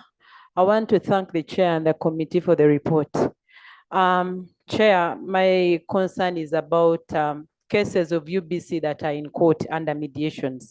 I don't know whether you are familiar with those cases, but most of those cases are about land boundaries between UBC and the owners of the land, that the settlers that are already there. Then others are 2 titles on the same land. But then I want to recommend, in addition to your recommendation that you are going to open boundaries and demarcations to know where UBC is. But there's what they call a cadastral sheet, a map, which surveyors use. And most of these government entities like Uganda Land Commission, they do not have or do not use cadastral maps to do the boundaries. So UBC should take this initiative to get cadastral maps such that by the time they go to the ground, they know where they belong, to avoid these cases and embarrassments. Thank you so much. Chiboga. Thank you, Right Honorable Speaker. My issue goes to the independence of UBC. Even to some of us as we enter, there are some sheepish smiles, as if certain sides don't need to present certain issues on some of the media houses in there. So the issue of independence is very important. Right Honorable Speaker, we need also to conduct an exhibition on UBC, especially as far as employment is concerned. It is as if it is a depository of some unskilled people. We need to interrogate and see, is the workforce able to bring the media house to competition, to the current competition? Because as if they are not motivated even to compete just because their salaries are assured. We need to build this amongst the staff, but also to identify some competitive staff. It is rare that somebody is leaving NBS and is going to serve at UBC. It is the other way around all the time, meaning that I think the services there have to be low. And then this mentality of watching UBC because you are poor, because you are afraid to get money to subscribe. And even some people, when they find others watching UBC News, like, oh, did the subscription get expired? Yes, that is when they watch UBC. You see, some of those thoughts need to come off our people, that you can watch UBC when you are really interested. And so we have to get updated on, for example, look at the Women's Day. What is our main broadcasting service bringing to us? How is it attractive to our women? We need to be updated. But Right Honorable Speaker, the issue of the business plan must be tabled. We must see when we are to, for example, leave the broadcasting service to its independence economically. Right Honorable Speaker, how can we help out such an entity? And we don't know whether it will be sustained, whether it is going to make profit for what. Right Honorable Speaker, that is very important. Otherwise, that is why even members do not feel motivated to allocate a budget to it, just because we're like, till death do us apart. You die, you leave UBC. No, there must be a business plan showing us how they are going to earn profit and how they are going to use the profit to improve performance. Otherwise, as a country, let's come up clearly and decide that we must maintain. Thank you. Issues of perception, I think you've heard it properly. But for clarification, UBC attracts some, Mr. Morris Mugisha is one of the best talents who had to leave a very successful private entity in NTV, and he crossed over to UBC so that he can attract some of the best talent. It's Honorable Tungo, then Honorable Teira, then Honorable Wanzan. Thank you, Mr. Chairman. Right Honorable Speaker. I just want to give an opinion, Right Honorable Speaker. You had Honorable Katuntu, who was the chairman of the committee, and the Honorable Semuju. I used to be with them on the committee, and I'm still on the committee. Right Honorable Speaker and colleagues, Auditor General. That's a committee on COSASE. Yes, Auditor General is a staff of this parliament.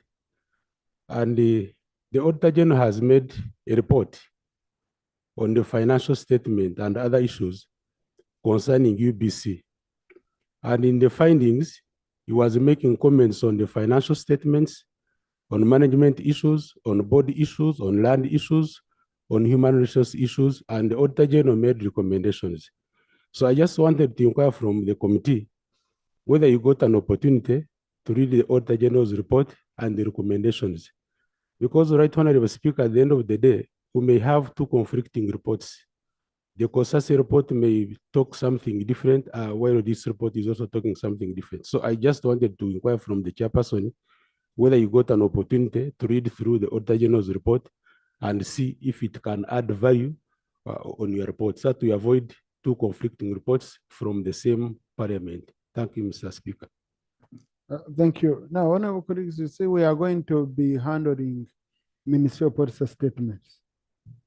Issues to do with financing and all that will be interrogated at that level.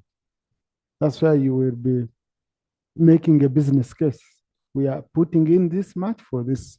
We are now not at appropriation. Ours are general principles in support of UBC. That's what I'm picking from the committee, okay? So we have to be very cautious on the ones which are financial, making a commitment now.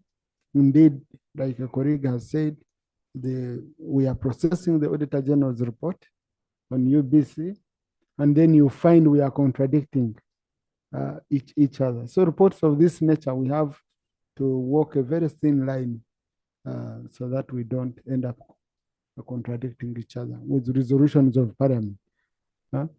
Honorable Taylor. Thank you, Right Honorable Speaker. Right Honorable Speaker, one of the recommendations made by the committee is the issue that relates to encroachment, and we have a government entity that is being put on record as having encroached. Right Honorable Speaker, it baffles me, especially where we have two arms of government or two entities of the same government not being in a position to resolve issues that relate to things like land when we have a central office, which is the office of the Prime Minister. These are matters which should not be appearing under recommendations time and again. That ought to be discussed and resolved at a policy level probably, or at executive level, so that we avoid coming out in the limelight as if we are a disintegrated government. Thank you. Thank you. Honorable Noah. Thank you very much, Right Honorable Speaker. Right Honorable Speaker, I stand to support the committee. Right Honorable Speaker, I entirely say that people view UBC. Even now, our voters are viewing UBC to see the parliamentary proceedings. So I want to say that it is important to fund UBC. Mr. Speaker, UBC is bleeding internally, to my understanding, and according to what I've been sharing with UBC officials and the Ministry of ICT. I want to cite an example, Right Honorable Speaker, where a UBC radio branch in Nakasongola, that is UBC Bururi, which is sharing a transmitter with a private radio, that is Salt FM. That signifies that, of course, UBC radio has no money. Mr. Speaker, sir, when you go to UBC studios, some of them you find the consoles. A console is one of the sensitive machines which are important in the radio, but you find substandard consoles which are used by these Kadongo Kamu people, those artists. So, Mr. Speaker, it is important to fund UBC so that our people can really utilize it. Only that we have to see how we can see the management of the radio, how do we bring it back on board so that the viewers, the number of viewers can be increased. I beg to submit. Thank you. Leader of Opposition.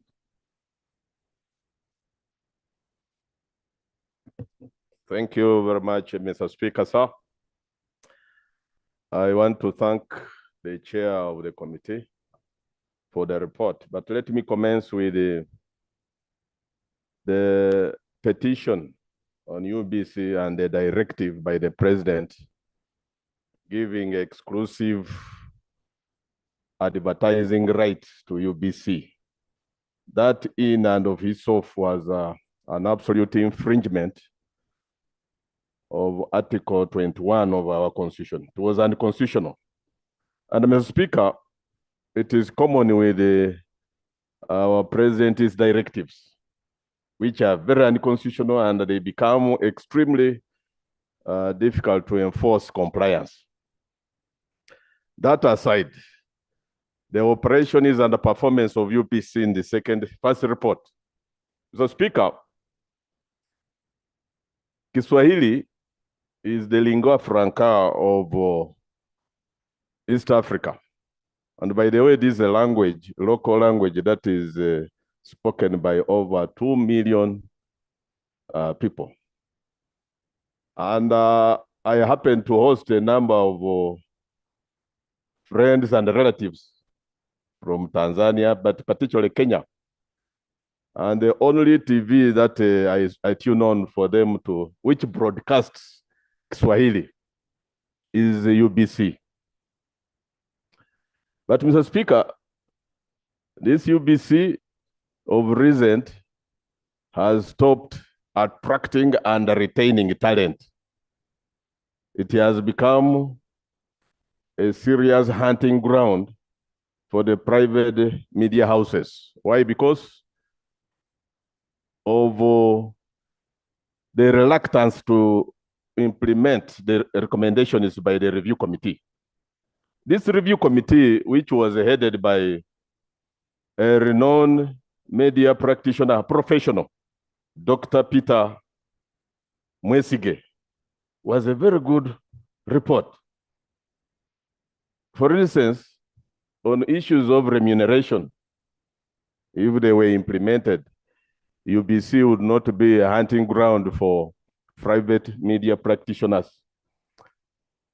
I realized recently when I engaged with a number of colleagues who were working there before, and the reason is why they shifted, one of whom is my superior, the leader of the opposition, the Honorable Senyonyi, and another who was there before joining NTV is my human member.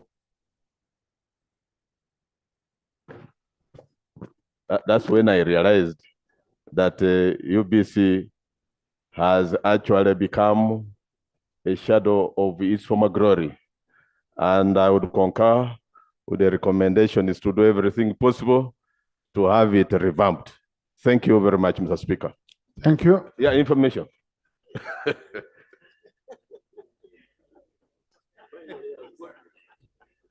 Mr. Speaker, I want to thank my boss for allowing me to take my information.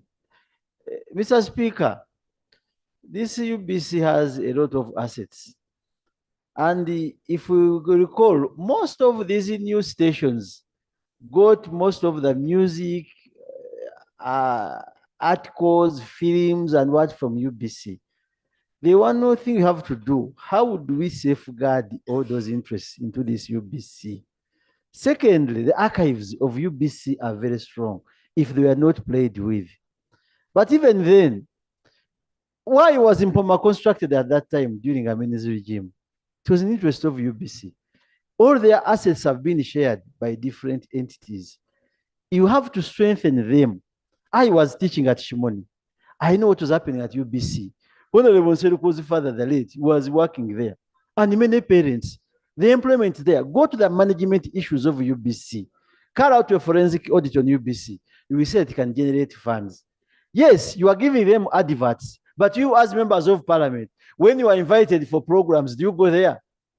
Give it attention because you need it. Historically, it is known that you could overthrow government militarily by taking parliament, UBC, and the State House.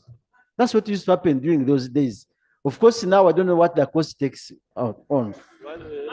So it can be and see the same story once things happen like that. But for me, I believe majority presenters, people who have got strong jobs on the new media houses, majority of them came from UBC. We need to protect and give sanctity to those things of the country, items, assets of the country, entities that have been there.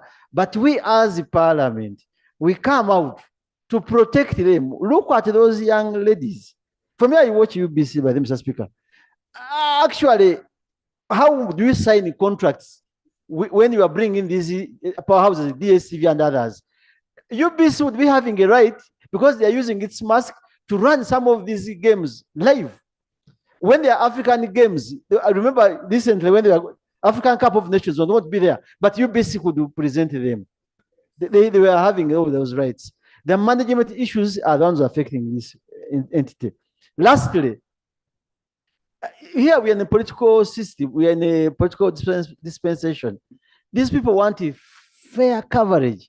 I was talking to one somebody who has just gone out here. He said, when I go there, I hit hard government. Open that, because the debate is between an NRM member, FDC, nationality platform. But once they work under fear and duress, they cannot produce good work for you. But may I believe that we as a parliament, the assets there, the training from that entity there can be very productive if we give it attention. But I beseech you, and employee members of parliament, also be there.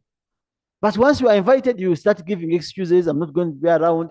Be there and attend those programs and enjoy. Because even here outside, they cover us. Thank you, Mr. Speaker. Thank you. Now, Honourable Minister, you won't need to, the questions for you were really few. Okay? Yeah, you just need to make a few clarifications. Okay? Especially the issue of signet. The issue of signet. Now, people up country they don't access UBC. And at least even if it would be denied the people, and it's DSTV is accessible. I think we also had the program with the Chinese government where Star Times is in the villages now. Okay. Then UBC, how do we support UBC? But Signet, people who want to access free air up country. We've talked about this issue, very small money. Honourable Minister, please, kindly, Honourable Minister, make clarifications. Thank you very much, Right Honourable Speaker. I would also like to thank the committee for a very wonderful report. And I would also like to thank the members, the honorable members, for very good deliberations. I think I will start with the second petition, which is brief. It's true, we got a directive of the president through the Right Honorable Prime Minister. And later, we again got another communication from the Prime Minister informing us that following several consultations with all stakeholders, the directive had been rescinded. Right Honorable Speaker, I would like to lay the letter from the Right Honorable Prime Minister on table so that this issue can be settled. Honourable Minister, kindly, you've laid. Can you read the title of the letter, the subject matter?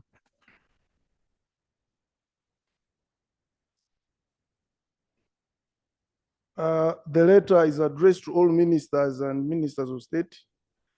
And the title is Rescinding Government's Decision on solely advertised through Uganda Broadcasting Corporation.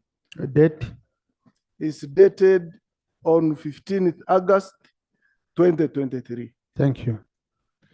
Now, Honourable Minister, I will request you, next time you provide full cooperation to your Committee of Parliament, because the report shows as if you didn't cooperate with your sectoral committee, which is not good for our records. Right Honorable Speaker, by the time I interacted with the committee, I didn't have the hard copy of the letter. So I would like to apologize. But now I have. Yeah, Right Honorable Speaker,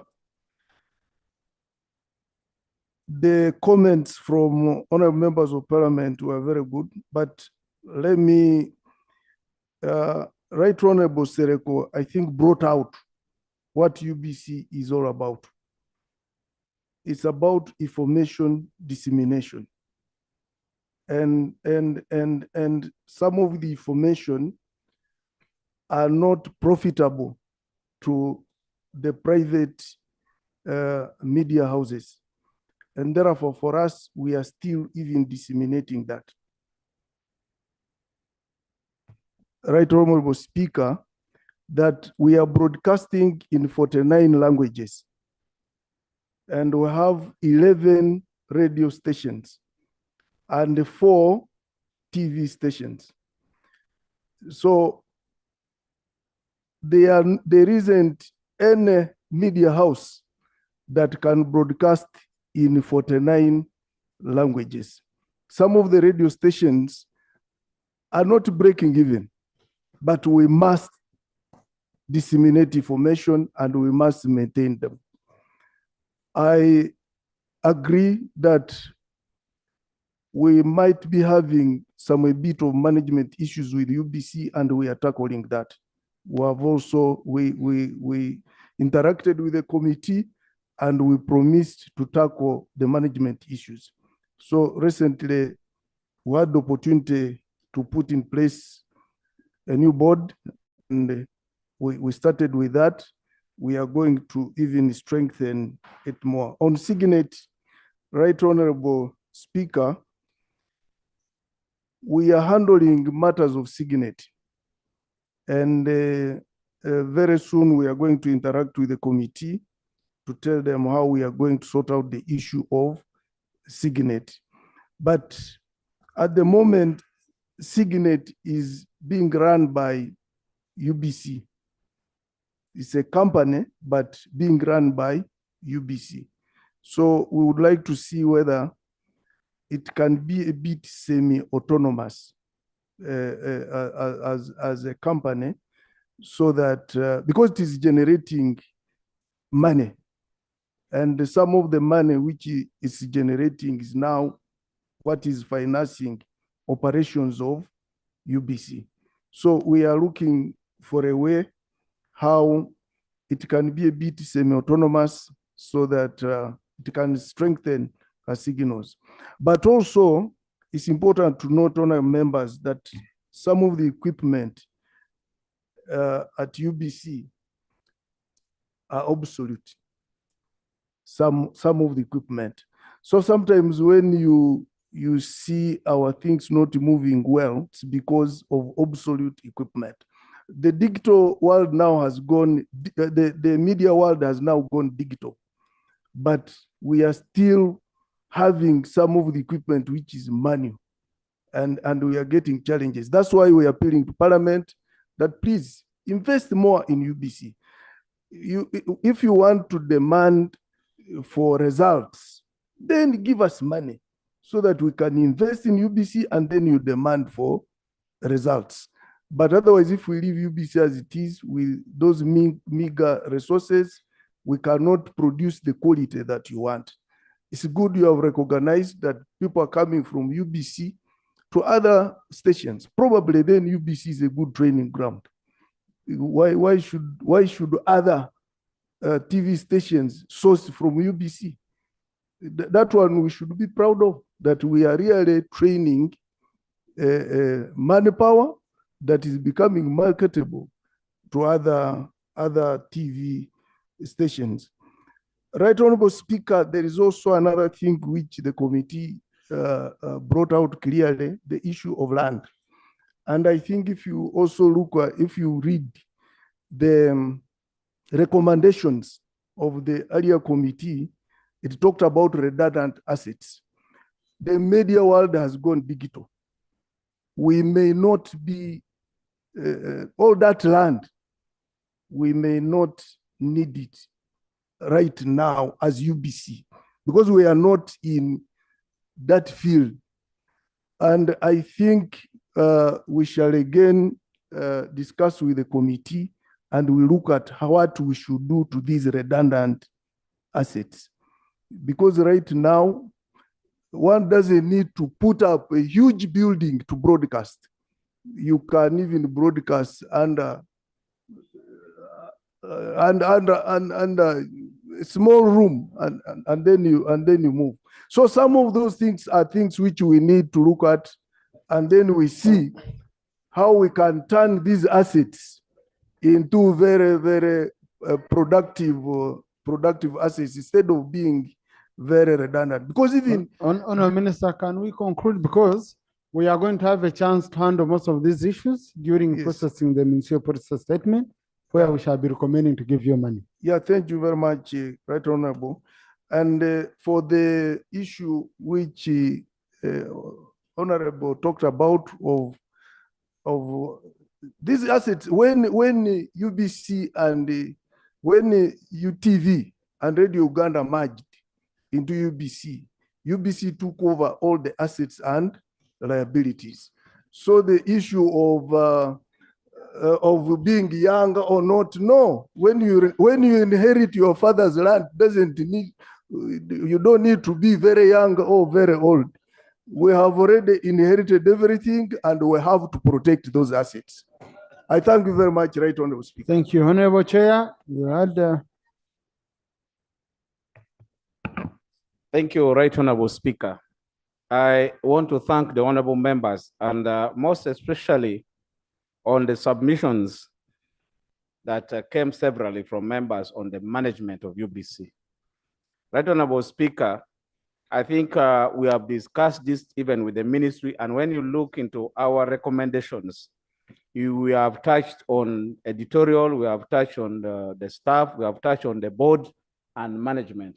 And I think as Parliament, we need to emphasize that government looks into the issues of management of UBC to ensure that people who are competent and ready to work are put both at the board and then the management. And then all these other issues would fall in, because if that is not done, it's true, members would say money is being sunk and we are not getting output or anything out of it. I totally agree with you. And this is why we have come to re-echo the recommendation of the review committee and plus other things. But Right Honorable Speaker, I want to mention one thing that the minister said. The Kololo land, UPDF have got their land. But before Radio Uganda and TV Uganda were merged, they also had Posta, Uganda Post and Telecommunication, East African Post and Telecommunication within the same area.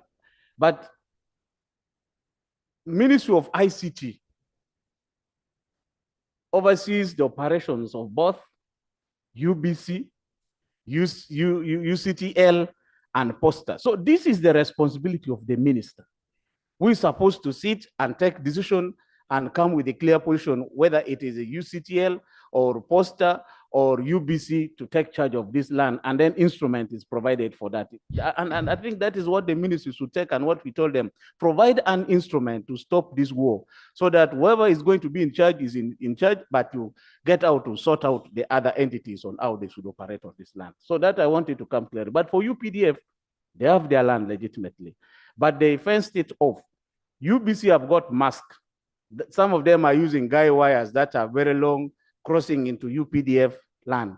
So sometimes UPDF does not allow them to access to, in times of repair and servicing or fixing their network. It becomes a problem. The request for accessing can take so long. So that's where the conflict is coming, but not so much on the land.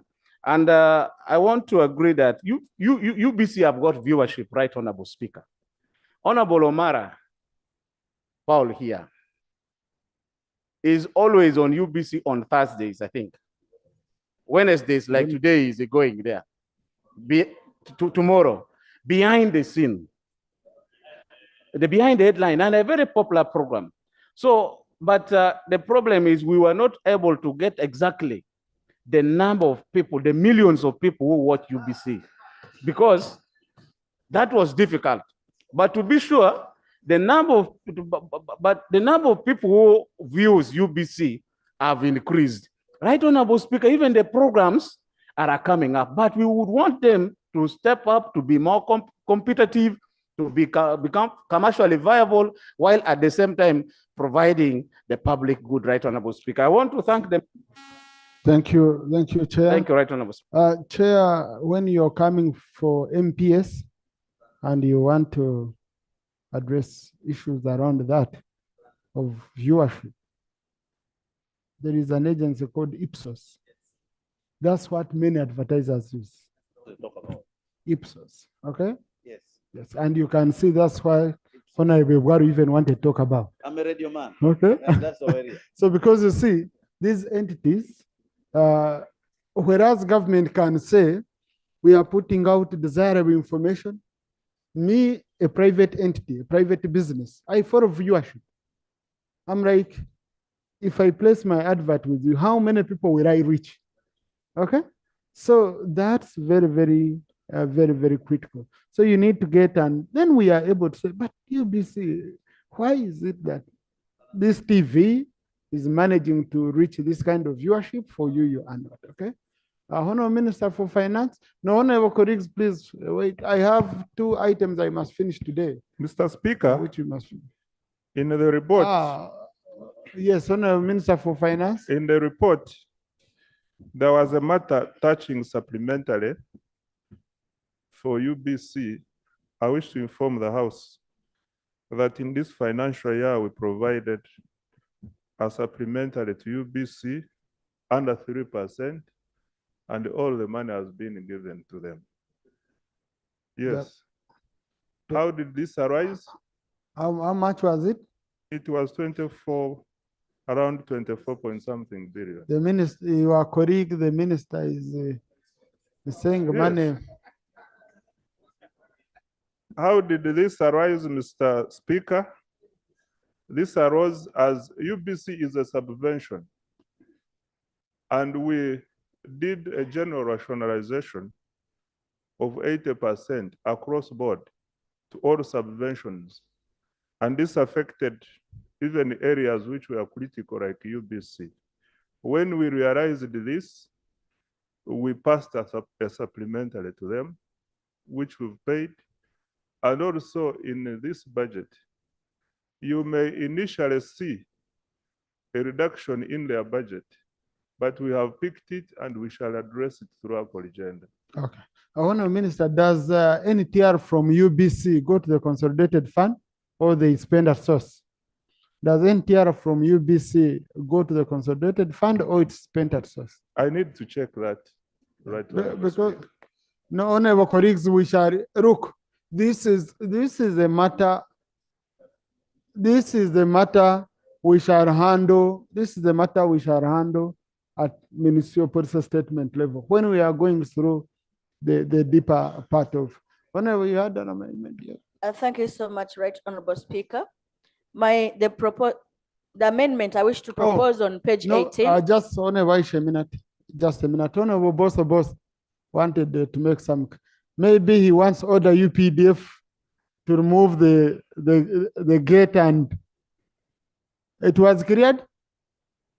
You've settled your matter. No, honorable minister is here. I was giving a chance. I'm not giving members a chance.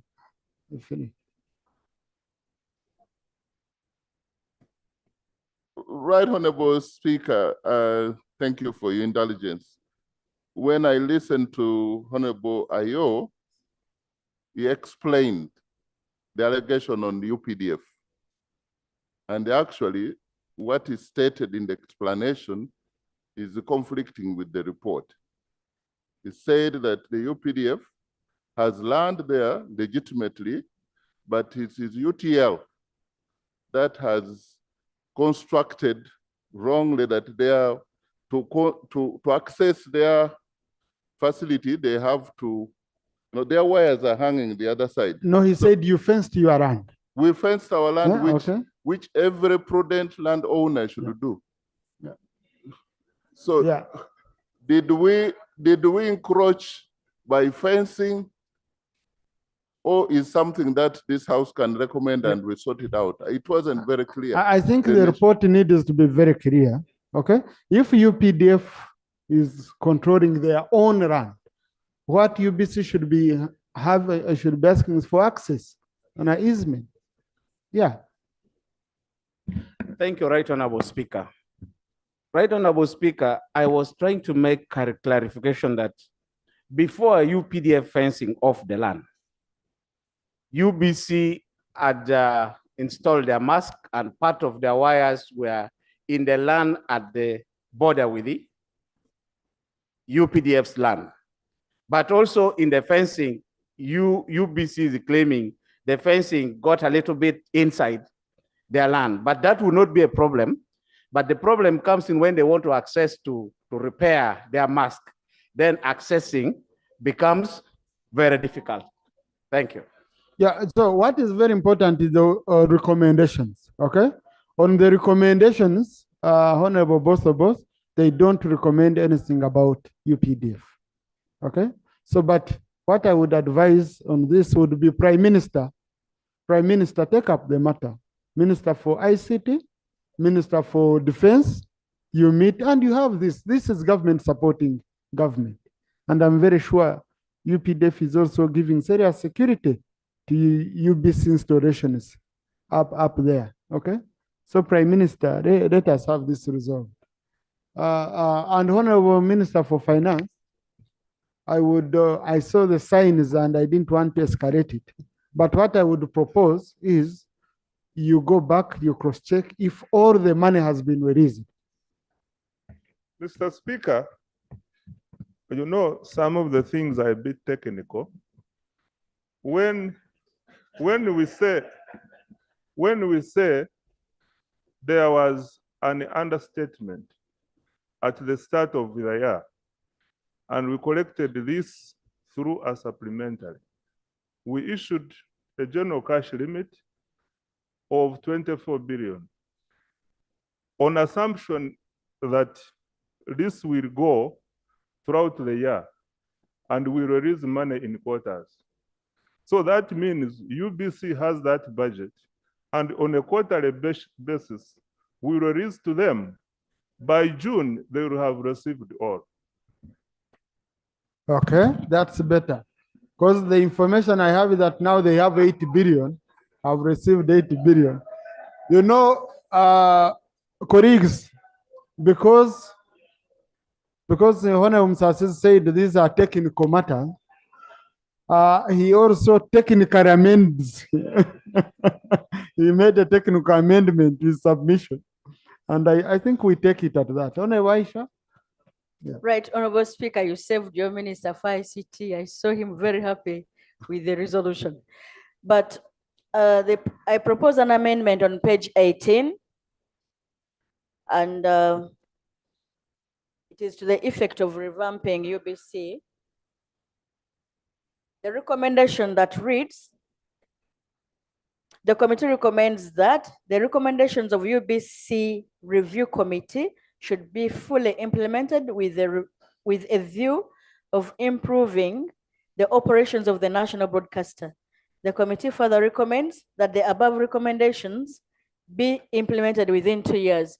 Right, Honorable Speaker, for an organization that has been adamant for 8 years to simply say implement the recommendations of the other committee may not help us.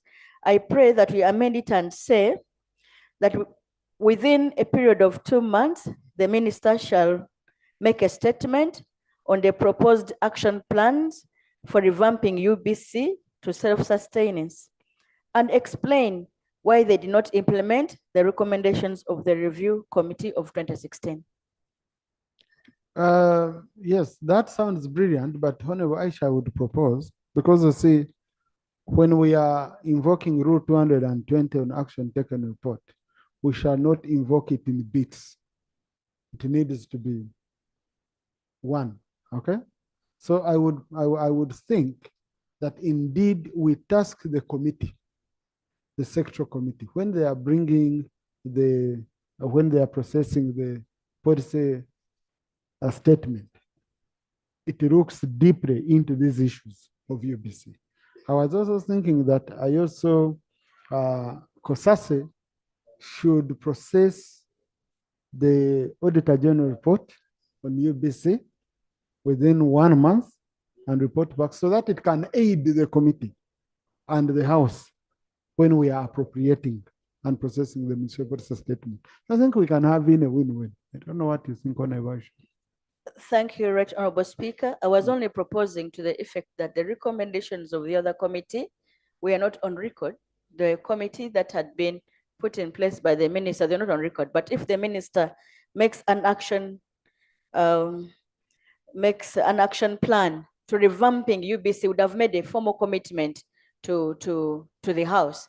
But since you have proposed that we give way for the committee to study the recommendations, you've guided the committee to study recommendations deeply and later on inform Parliament and the Minister, I submit. Thank you. Thank you. Now, colleagues, I put the question that the report of the Sectoral Committee on Information, Communication, Technology, and National Guidance on the operations and the performance of the Uganda Broadcasting Corporation be adopted. Those in favor say aye, and to the contrary nay. The ayes have it. Thank you, Honourable Minister.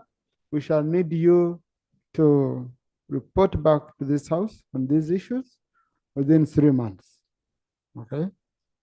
Honourable colleagues, I put the question that the report of the committee on ICT, the Sectoral Committee on ICT and National Guidance on the petition of the National Association of Broadcasters against the Presidential Directive of Government Advertisement exclusively through Uganda Broadcasting Corporation be adopted. Those in favor say aye, to the contrary nay. The ayes have it. Next item. Item 7. Procedure, Honorable Sarah Pendi. Right Honorable Speaker, on 19th of May 2022, I brought a petition here on behalf of my people from Tororo regarding land grabbing by one Sylvia Owori. Right Honorable Speaker, the committee completed its work in March 2023. However, to date, the item was even put on the order paper, removed. To date, that petition has never, the report of the committee has never been presented. And yet we all know that the petitions have the first call on the order paper. So, Right Honorable Speaker, is it procedure right for us to have the report, a very urgent matter, just, put aside, and yet the people are still living there in fear and are still being harassed? Some of them have been dragged to go to court, and they keep calling me. When they see this petition being resolved today, they are going to call me. My phone is off. But when I put it on, I know I'll get the phone calls. So, Right Honorable Speaker, I plead that the report of the committee be presented so that justice can be given to my people. Thank you, Right Honorable Speaker. Thank you. Now, just Honorable Sarah, don't mind. The report is going to be processed. In this period, we are fighting to ensure that we finish all pending reports, because there are many pending reports, even some are before that with the committees. Maybe what I just wanted to put very clear is that Rule 25 of our Rules of Procedure, which talks about order of business, does not give petition the first call. Yeah, I just wanted that to be in fact, it gives reports. Yes, reports on 1, no, on 2P. That's why you even go to reports of Parliament. There are other very critical, because Parliament is designed in such a way that we give government business a more priority. Okay, but the report is going to be handled. Okay, I'm trying to ensure that we go through all these reports or pending ones, because all chairpersons would want to see their reports worked on. Honorable colleagues, I'm saying we are again going to be late. Yes, Chivoga. Right, Honorable Speaker, the same applies to the report by the Minister on the stabilization of maize prices. I'm bringing this because we are just starting the planting season. The public wants to hear from us how we are planning for them on the issue of stabilization of such a crop, stabilization of prices for such a crop. Last Thursday, the Minister promised that he would bring a statement here today, but to my surprise, the statement was not allocated. I pray that Right Honorable Speaker, you allocate. That means the statement is not yet with me, because those statements are given priority. So I'm going to ask the Minister if he's ready, then we shall ensure we bring it here. Yes, next item, honorable colleagues. Let's move. Next item. Item 7, motion for adoption of the report of the Committee on Rules, Privileges and Discipline on the proposed alignment of the rules of procedure of Parliament with the program-based budgeting framework of government. Chair, Committee on Rules, Honorable Abdul Katuntu.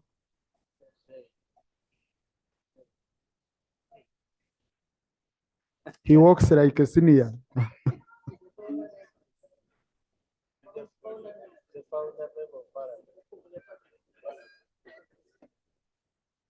Thank you very much, Right Honorable Speaker. I'll take the Honorable Samba's comment as a compliment. Right Honorable Speaker, this is the report of the Standing Committee on Rules, Privilege, Discipline on the proposed alignment of the rules of procedure of Parliament with the program-based budgeting framework of government. I beg to lay on table, Right Honorable Speaker, the original signed report as required by the rules plus the minutes. I beg it to lay.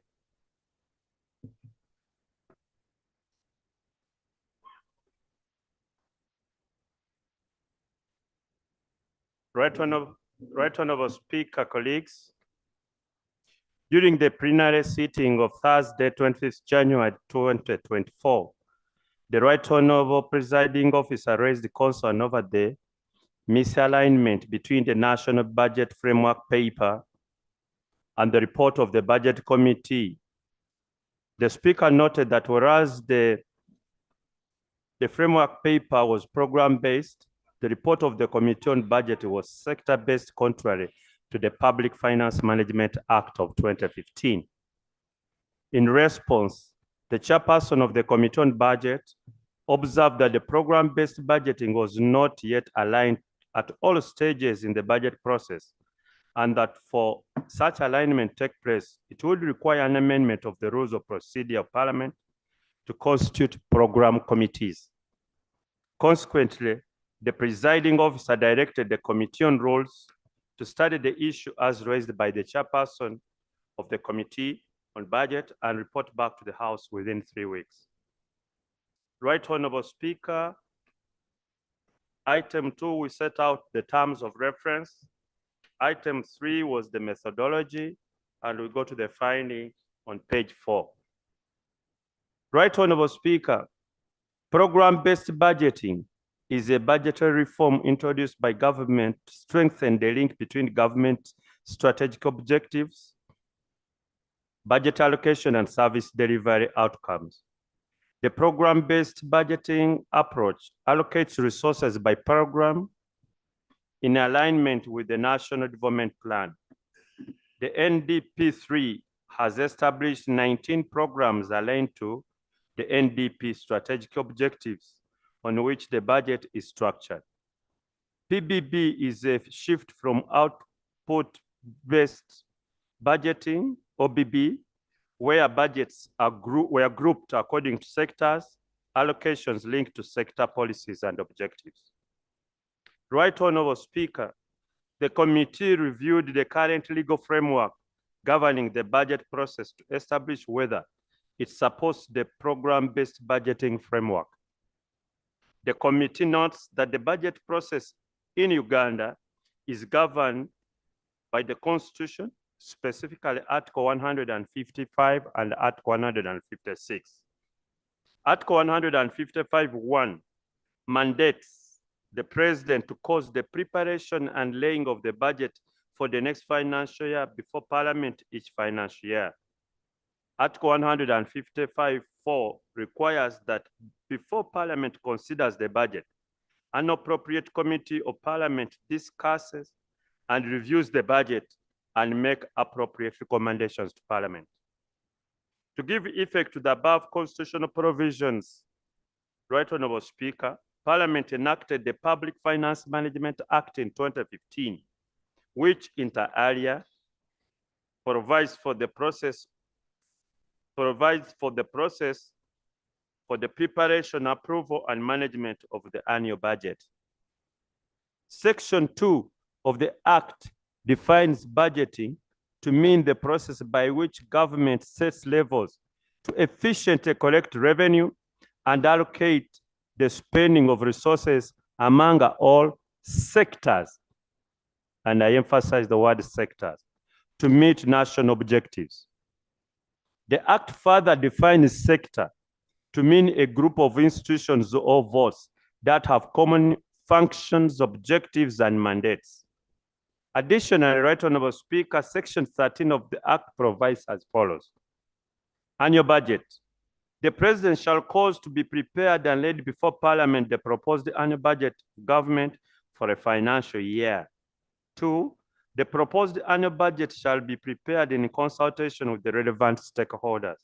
3, the Minister shall, on behalf of the President, present the proposed annual budget of a financial year to Parliament by 1st of April of the preceding financial year. 4, the Speaker shall commit the proposed annual budget to the Budget Committee of Parliament and to each sectoral committee of Parliament. I emphasize the word sectoral. The part of the annual budget that falls within the jurisdiction of that sectoral committee. Right Honourable Speaker, the rules governing consideration of budget by Parliament are contained in Rules 144 up to 154 of the Rules of Procedure. Rule 145 and 148 provide for consideration of the budget framework paper and submission of the proposed annual budget, respectively, and a replica of Section 13(4) of the Public Finance Management Act cited above. Additionally, Right Honourable Speaker, Rule 187 provides for the establishment of sectoral committees to oversee the various sectors of government, while Rule 189 provides for the function of sectoral committees, which include consideration of budgets for the sectors under their jurisdiction. Observations. From the foregoing, Right Honourable Speaker, the committee observes the following. 1, A, the Public Finance Management Act, which is the principal act governing the budget process, envisages a sector-wide approach to budgeting and not a program-based approach. This is evident in the definition of the terms budgeting and sector in the Public Finance Management Act. Amending the rules of procedure to provide for program budgeting would therefore be in contravention of the Public Finance Management Act. 2, the establishment of sectoral committees under Rule 187 of the Rules of Procedure was based on the current structure set up by government, which is sector-based, and it's for this reason that sectoral committees were named according to the sectors they oversee. 3, C, the budget is appropriated and released to votes which fall under sectors and not programs.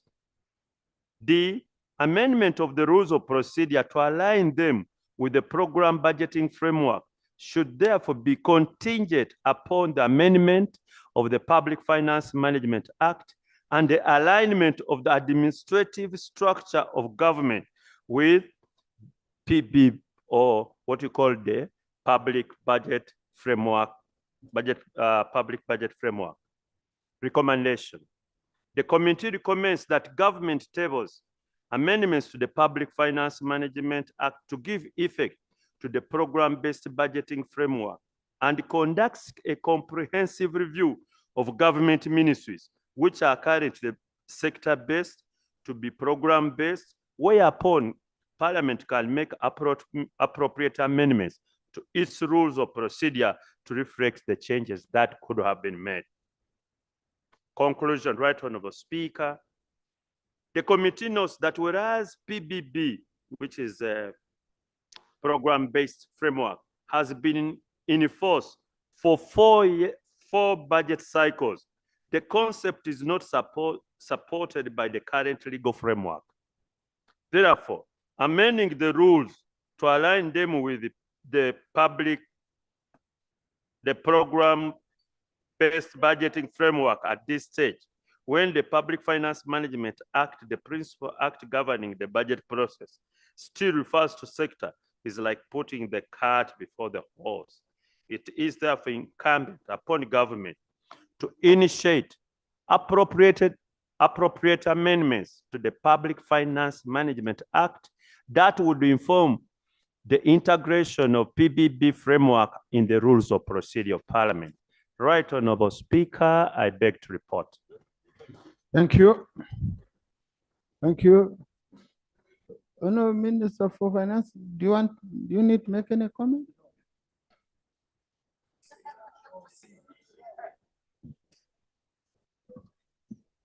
Thank you, Right Honorable Speaker. Right Honorable Speaker, the chair of the Rules Committee, who is a senior member of this House, has presented the statement of fact. This is what the Public Finance Management Act provides. It is now about 8 years ago since we enacted the Public Finance Management Act, and so many things have evolved. At Ministry of Finance, we have decided to undertake the process of consultations, which will lead to amendment of the Public Finance Management Act so that it is able to take care of the current circumstances. And in view of this, Mr. Speaker, I beg that the report of the committee be adopted without debate. Thank you. Honorable colleagues, I think this is a straightforward matter. This is a straightforward matter. There is nothing much we need. It's a very straightforward matter, honorable colleagues. Honorable colleagues, I put the question. That the report of the Committee on Rules, Privileges and Discipline in the proposed alignment of the rules of procedure of Parliament with the program-based budgeting framework of government be adopted. Those in favor say to the contrary. The ayes have it. Now, Honorable Minister, how much time do you think you would need to really give us feedback? Because our recommendation is saying you realign through amendment. Mr. Speaker, the Public Finance Management Act is a comprehensive law. I cannot commit on the time until when the consultation process is done. I can understand the dilemma of the minister on this sometimes. Honorable Minister, me invoke my powers to give you 1 year. Yes, I can tell you it's a wrong process if you're for him to bring. Yeah, but for the meantime, you can give us periodic updates. For the meantime, Mr. Speaker, the mismatch does not stop us from moving the way we are moving. Because Regulation 11. No, the way we are moving, we are saying we are concerned with it. Yes, we are concerned, but we can still move. It does not make any fatal harm. We can still do the budget because the budget we are making does not contravene any law. Colleagues, we are going now to start discussing a report. Oh, yet we've already adopted. No. Next item. Item 8, motion for adoption of the report of the Committee on Health on a field visit to a sub-region to assess the prevalence of nodding syndrome. Yes, honorable colleagues, thank you, Honorable Abdu Katuntu and the team for the career guidance. I think this has now gone on record clearly, okay, that the ball is in the court of government. Yeah. So, honorable colleagues, if you can remember, some time back, we received a report from the committee on health regarding nodding syndrome disease in Acholi sub-region. I think it came from an issue that had been raised by Honorable Komake, and the field report was received. So now I was supposed to appoint the date for debate, and we chose today. So now I open the debate with regard to the same nodding disease. Honorable Choma. I will, I'll pick DP.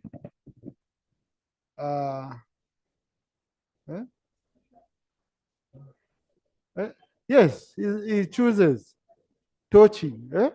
Yes, I'll pick Honorable Choma, Tochi, Honorable Andrew Ranya, Honorable Santa.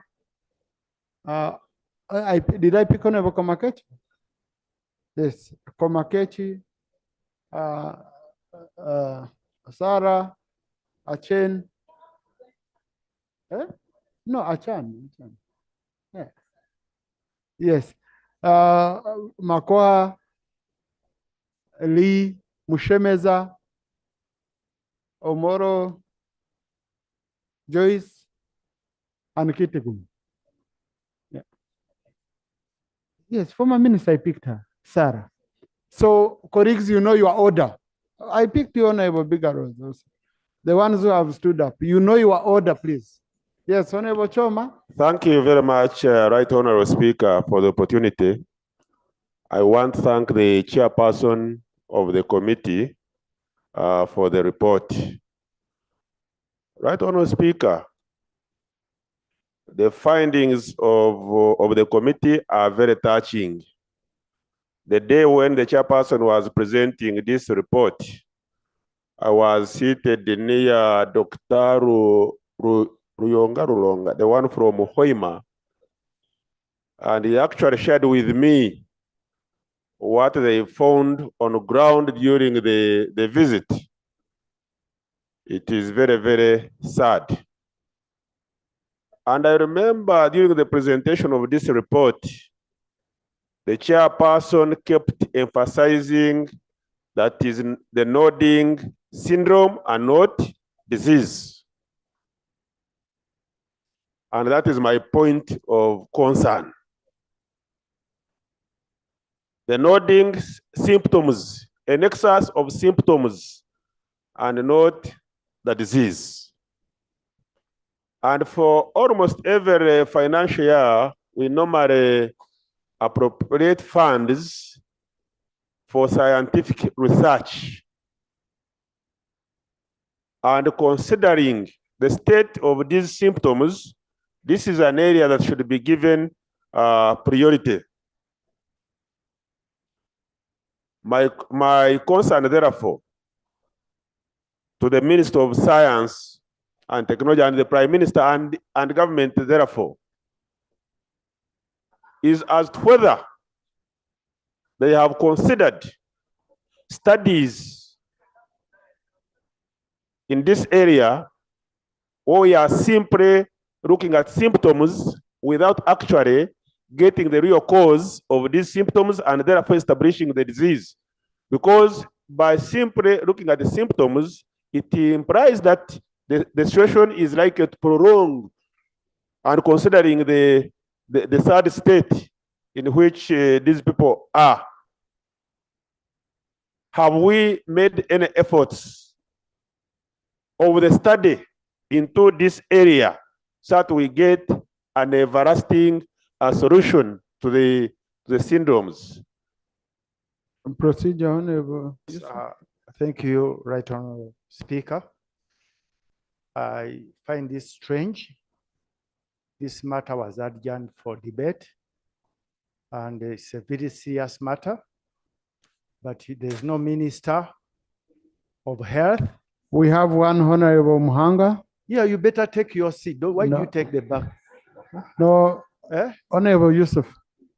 Please, when you Yes, see, I withdrew. I thought Yeah. there was no mean because she's not taking her right. No, but when you say minister seated that side, okay, and in that section, you know there is an issue, and I've ever raised it here. Most obliged. Yeah, thank you. Thank you very much, Right Honourable Speaker. So, Right Honourable Speaker, I'm very much interested in knowing the effort that government has put in place really to study the symptoms and arrive at the causes so as to get a solution. I thank you, Right Honourable Speaker. Thank you. Let's touch it. Yeah, thank you very much, Right Honourable Speaker. Right Honourable Speaker, for us who come from the region which is heavily affected by the nodding syndrome.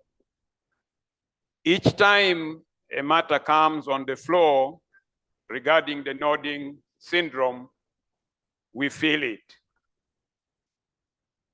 Right Honorable Speaker, there were two centers, one in Omoro, the other one in Kitgum, which were being run by private individuals to support the children with nodding syndrome.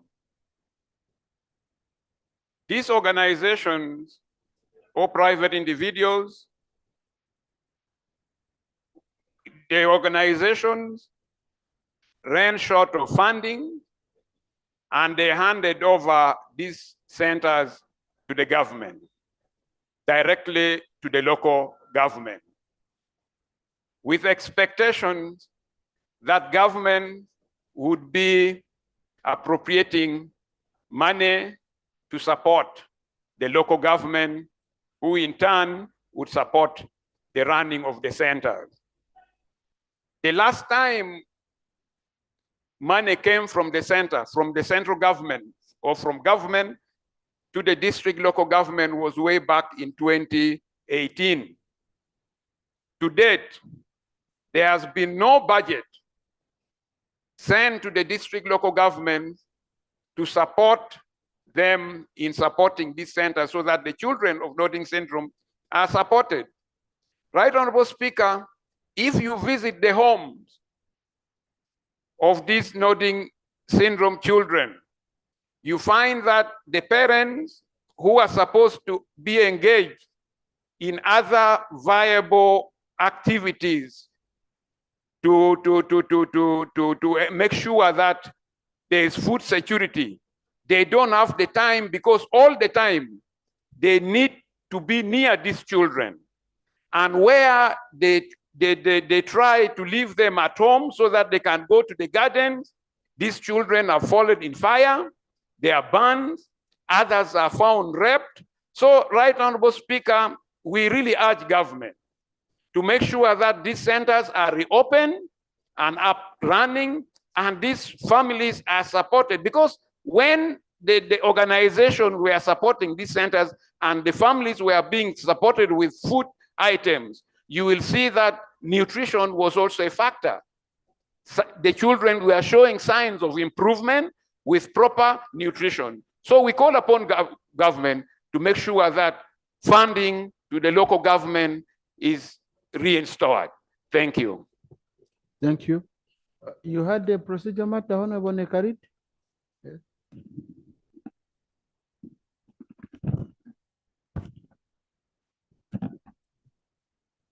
Thank you, Right Honorable Speaker.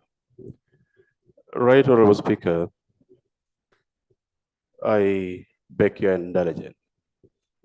The discussion surrounding the nodding syndrome is a very passionate one because it touches very big population in northern Uganda. Right Honorable Speaker, my proceeding matter is, right now as we talk, the Right Honorable Speaker, Anita Mong, gave permission to actually members of parliament to go for field visit and facts finding the current issues about the nodding syndrome in Acholi sub-region. And Parliament has offered transport mean to these members of parliament, to Acholi parliamentary group, and facilitated. We are all among them, we were there. My humble appeal is, Right Honorable Speaker, won't it be procedurally right if we all learn the debate so that we wait for these pertinent issues which are very current, which are coming from the field, sanctioned by Parliament, such that we combine them together with the current report and we have elaborate debate to have a beneficial permanent in these issues of the nodding syndrome. I beg to submit. Thank you.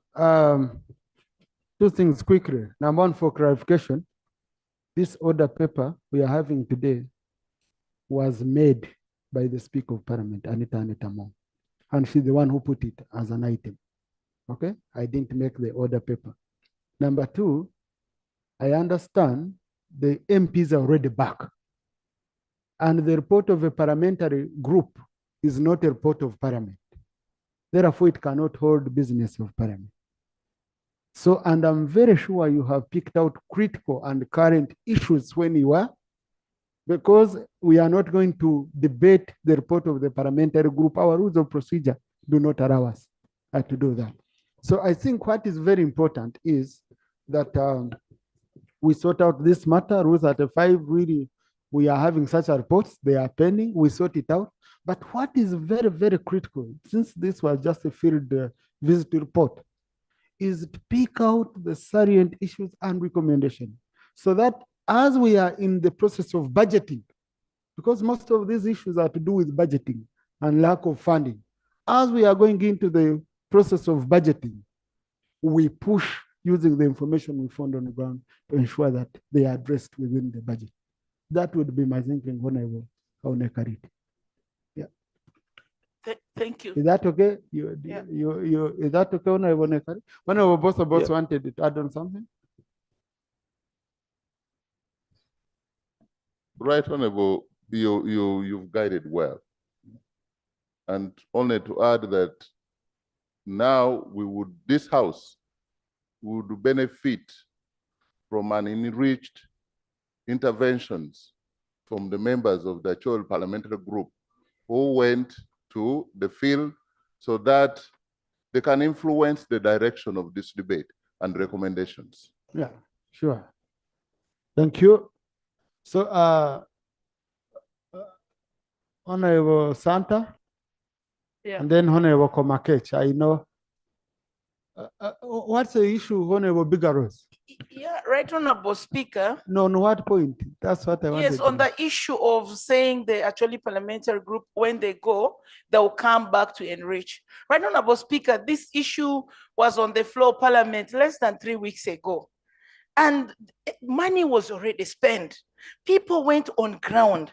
I live with my people of Terego, and I get every information. And I know my friends from actually Parliamentary Forum have been with our people who are suffering from nodding disease. Right, Honorable Speaker, this is a very embarrassing disease in the community. We all know, much as I'm from Terego, we know nodding syndrome has not been given attention in the area of research. We are all interested in talking and getting solution to this. And it's already on the floor, Parliament. I wouldn't see any reason of deferring this, but I would propose that debate continues. If there is anything additional, you always give chance to all the members in that area to add it here on the floor, Parliament. Thank you. Because it's so current. Thank you. Thank you. So I'll pick Tony over Santa, then Komakech, then on Orlando. Thank you so much, Right Honorable Speaker. Right Honorable Speaker, this disease has been with us for really a very, very long time. And when you come in contact with these children, Right Honorable Speaker, you cannot fail to shed tears. Much as the members of Acholi Parliamentary Group on the ground, I want to believe that they are handling the issue of Acholi sub-region. But Right Honorable Speaker, even in Lango, we have many of these children. A case in point is Lira, Route North, where we have very many of these children. We talk to the chair, even in Uyam district where I represent, we have 2 sub-counties affected by this very bad disease. I want to ask whether the committee has also gone to some of these areas affected outside Acholi. And Mr. Speaker, in the next debate, I would want to really beg that all the areas affected by Nordic syndrome should be handled once and for all. 2, Right Honorable Speaker, the problem that we are facing as a district is that we are lacking the commodities. to really help in addressing this problem. The drug that we are using is antiepileptic. And I want to ask the minister whether we were told at one time that there was a research being done. How far has this research gone? And when will the government come to address this issue? 3, Mr. Speaker, there is no special day assigned for this very serious problem. It is just left to whom it may concern. Even the staff, some of them, you know, when the patients come, they look the other direction. So, Mr. Speaker, I would like to ask the minister who is seated here that would it be good for you to assign a special day to handle these children, and above all, feeding. Mr. Speaker, when you have a child suffering from this disease, you cannot do any other work. You go to the gardens, you will find the child burned. Giving them full-time engagement with these children. So I would like to request the Minister of Finance is here, Honorable Henry Musazi, please try to allocate for us funding to help these parents suffering with these children without any help coming from the government. I want to thank you, Mr. Speaker. Thank you, Honorable Santa. The committee report on page 4 shows that they visited families in Guru and Omoro districts, and then visited the health center in Pader and Kitigumu, Omoro, Pader, and Kitigumu, meaning they didn't go to Lango, okay? But what is very important is one of our colleagues really getting a full picture. Even if the committee doesn't go there, we have a way of getting a full picture, okay? And we ensure that during budgeting, all these issues are looked at. Honorable Komakech. Right, Honorable Speaker. I don't know how I should pray for God to bless you and the Right Honorable Speaker, because several occasions we have sought for this platform to address the issue of these children and we have failed. On that note, I want to thank you. And I want to thank everyone out there who has come out to hear to the plight of these children, Right Honorable Speaker. I want to thank the President. He took his own way and donated heads of cows to these children at his personal level. And in Pade, each family received 2 heads of cows so that they can get milk. But this is just a smear of an ice cream, Right Honorable Speaker.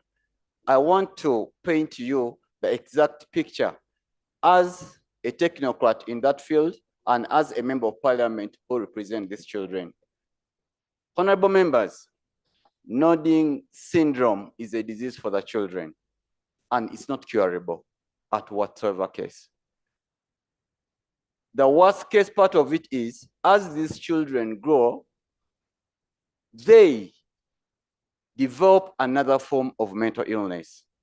So they upgrade from nodding syndrome to a more severe form of mental illness. It could be bipolar, it could be schizophrenia, call it. But then we should note that every time they get a seizure is a fit, they get mental retardation. These children cannot feed themselves. They cannot do daily activities of living, meaning they are property of the government.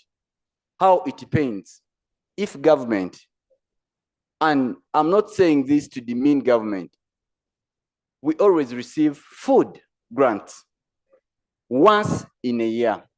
And thank you to the Prime Minister who gives each family gets 10 kilograms of posho and 5 kilograms or 10 kilograms of beans once a year. The medicine that these children take, these are medicines that aggravate appetite for eating, because the only way you can treat the brain or you can improve on the brain is by eating well. Their appetite goes up, their eating is high. Our children end up eating dust on the roads. This is a problem we go through. Government allocated 1 billion in the 10th parliament. This money was squandered. In Pade district, I can affirm to you, no family benefited from the 1 billion that was released. Iron sheets were donated, mattresses were donated. None of the families got this help. Right, Honorable Speaker, I invoke and call and pray to this August House that in the coming budget, let us put the plea of the children suffering from nodding disease who have now turned into adults. Some of them have given birth to children having nodding disease syndrome. So it's a generation that is going to go on and on and on. I implore you, let us put funds aside, and I request the Minister of Health. The President had pledged establishing of 2 rehabilitation centers, one in Omoro and one in Pade. Up to date, we are still waiting for these rehabilitation centers so that our children can seek the help. Thank you so much. And I will be so glad, and the people will be glad if our request is put into consideration. That's Honorable colleague, this is a very sad tale. So, and when you look at the numbers, they are scary, you know. And this is only a story. We've been told there is Rango.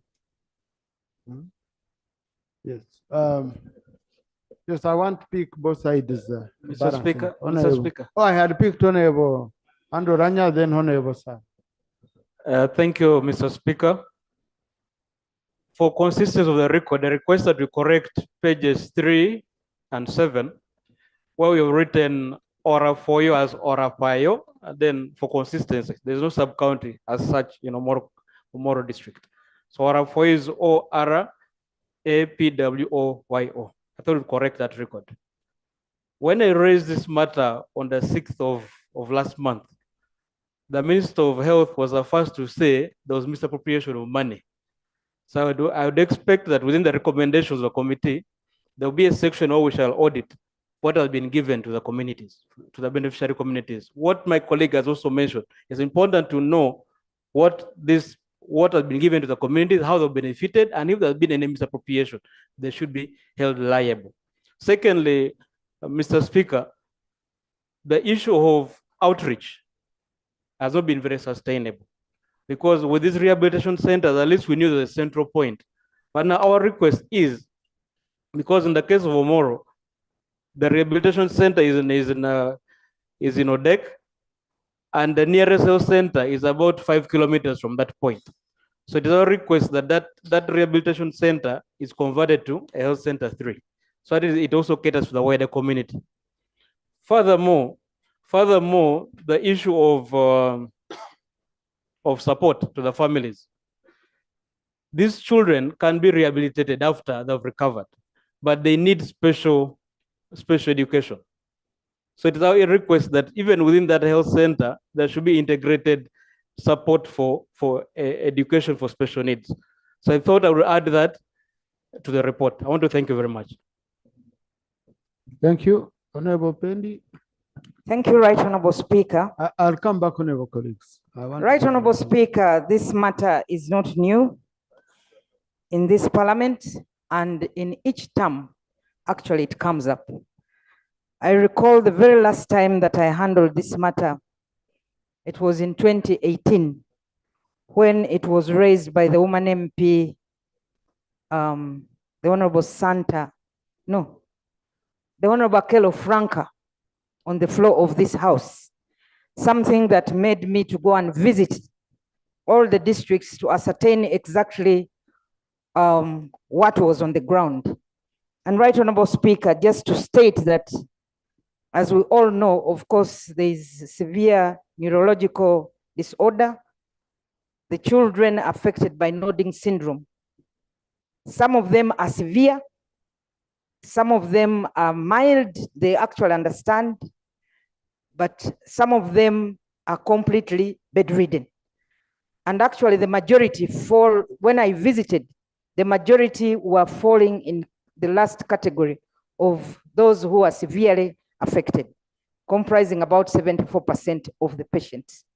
And Right Honorable Speaker, at that time, the majority of the cases were actually in Padere. But what I found on the ground when I visited was that there was a confusion between nodding syndrome and epilepsy, which was rampant in most of the districts. And this is where there is need for us, for the minister. I hope she's still here. Oh, she's hiding the other side. There is need for the minister to tell us the current statistics. No, I withdraw that. She's not hiding. No, but I hadn't seen her. So right now, Speaker, what I wanted to state is that the government has done its best to actually support the families with the clinical care. And actually, when the NGOs that were operating in Kitgum and Omoro closed, the government had actually taken up and was providing services at the health facilities. But what we found was that the numbers of the actual nodding syndrome cases were actually dropping. What was going up was the case of epilepsy. But of course, we also found this in the community, that while the government, there is the black fly, where government is supposed to spray and kill these flies. But also the people must cooperate and take the medicine, the ivermectin. But there was lack of cooperation from some of the population. So if everybody took that medication, we would definitely be able to deal now with the challenge of epilepsy caused by the black fly. So Right Honorable Speaker, I need to know from the ministry the real nodding syndrome cases and epilepsy, because there is a mix of the two. Otherwise, I really want to thank, really, it is when you meet these children, at that time, the children, you feel sorry for the parents, Right Honorable Speaker. It was actually a pathetic situation, seeing your normal child turn into something else, becoming completely helpless. The child has to be fed. Some parents would even, because they don't have anybody to leave this child with, they would actually tie these children, either lock them in the house or tie them with some rope outside so that this child does not wander. It was a bad situation. But by and large, what I can say, that by then, the numbers for the nodding syndrome was actually going down, while epilepsy was going up. So we need to get clarity on that thing. Thank Honorable you. Joyce. Thank you, Right Honorable. Thank you. Honorable colleagues, please, I'm balancing sides. I come here, but I'm first giving preference to MPs from that area so that we get information from them, which would enrich our debate. Thank you, Right Honorable Speaker. Right Honorable Speaker, the plight of these children with the nodding syndrome is really I can say is really worrying. Right Honorable Speaker, I happen to come from Lamour district, and some of the areas that are mentioned in the report, I know them. Right Honorable Speaker, it is highlighted in the report that this disease is not curable. And yesterday, when some of the team from Acholi went to the ground, they were consulting me and say, we are proposing that these children be accommodated under the special interest group, and especially people with disabilities. But Right Honorable Speaker, there's a challenge in our act, Schedule 3, that highlights the type of disability that is supposed to be accepted for us. Unless we amend the act to include people with nodding syndrome, that is the only way we can have these people with us as people with disabilities. But again, some researchers are arguing that epilepsy can be cured, that when a children grows up, the child outgrow epilepsy. So it is a challenge, Right Honorable Speaker.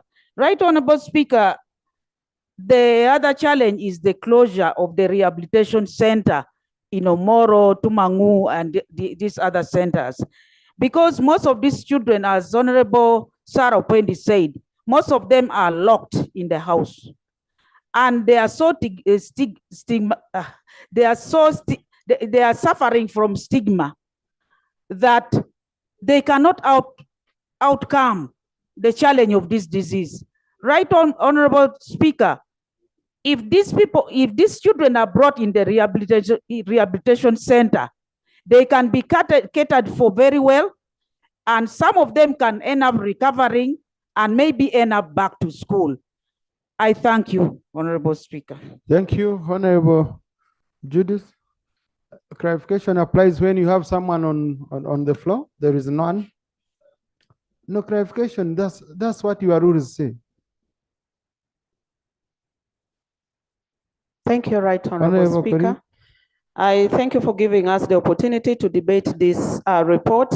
And I want to thank the Committee of Health for going on the ground to ascertain the magnitude of this problem, the plight of our people, what we've been going through. Right Honorable Speaker, I've been privileged to be among the few MPs who visited the site, at least not once, but more than thrice. Right Honorable Speaker, I want to comment on the report presented by the Committee of Health on this floor. First of all, the committee on page 19, the committee said they were informed that the Office of the Prime Minister distributed 270 pieces of iron sheets to the households affected by the nodding disease. However, Right Honorable Speaker and colleagues, what we got on the ground was that they only received 200 pieces of iron sheets, not 270. And on the same page, Right Honorable Speaker and colleagues, there was also allocation of 18 million, which was allocated to Gulu District, received to handle, to enable them cope up with increased demand of handling the patients. Right Honorable Speaker, what we found on the ground was that only 8 million were received and not 18 as it is in the report. Right Honorable Speaker, when I go back to the issue of iron sheets, the prayers for the affected families are that one, when you look at the population of the people affected with this nodding disease, we were in Omoro, we were in, I visited Omoro and Pade. So I had a commitment, I had to run back for another meeting. But Right Honorable Speaker, the families affected, the people affected over 1,000, when you take the ratio of 20 iron sheets to the number, the population, it's really, I find it strange for me, because what these parents go through to take care of the children is terrible. They have to tie them with the chains when they are going out to look for means for livelihood, Right Honorable Speaker. And they cried and said, yesterday we saw some of the victims seriously burnt. And when we arrived in Pade district at Awere, Right Honorable Speaker, we found tears still rolling on the face of the parents because they had just lost one child who drowned in the river, Right Honorable Speaker, because the child was not tied and escaped and went. Because what they told us, when the sun, the moon is about to set, that's when they get the attack seriously. And when it catches them and there is no any elder person around, Right Honorable Speaker, they become so wild, they can beat and they can overpower you. So what happens is they can even, with these grudge-task houses, they have been burning houses. So the community and the parents of these affected, the family and the affected people have requested if the government can supply to every household affected, be it in Acholi, because now we are debating nationally, be it in Acholi and Lango, we distribute iron sheets, at least 20 pieces to affected family, so that they are saved from getting the disaster of fire being lit by these affected children. And secondly, Right Honorable Speaker, if the report of the committee is talking about a monthly expenditure on feeding of 32 million, even me, who is an honorable member of parliament, I cannot afford 32 million for a family in the village, breakfast, lunch, supper, and fruits to enable them cope up with this disease. Right, Honorable Speaker. What these people demand of the government, one, is to provide a supplementary grant to these people to enable, empower the families, do business, and not only that, if the grants that goes to disabled person can also, because some of these people, because of this impact of the attack, they have become disabled. They can also be included among the disabled persons, and they also receive these grants that they are able to empower themselves and sustain, because for how long are we distributing food items? Right, Honorable Speaker, what is paining me most is the inconsistency in the supply of drugs.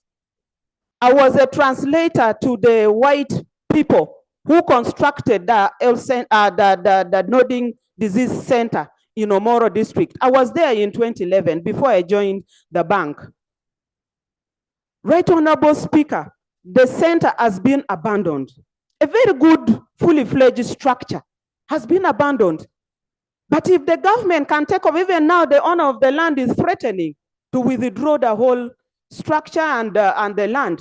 But this is an opportunity for the government to take it up, and if it can be upgraded to health center 4, specifically to manage this disease. And lastly, from me, Right Honorable Speaker, can we find a long-lasting solution and have this disease investigated thoroughly? What is the cause? They say it's that flies, but even our great-grandparents were bitten by those flies and they didn't get it. Where did it come from? What causes it? What is the means of transmission? We need to know that, because from our visit, we found even 2-year-old child, 3-year-old child, 5-year-old child is affected. So the report cannot say that it's not now, the disease is no longer there. We only have the people who were affected. It's still there. We got 2 years, we got 3 years, we got 5 years.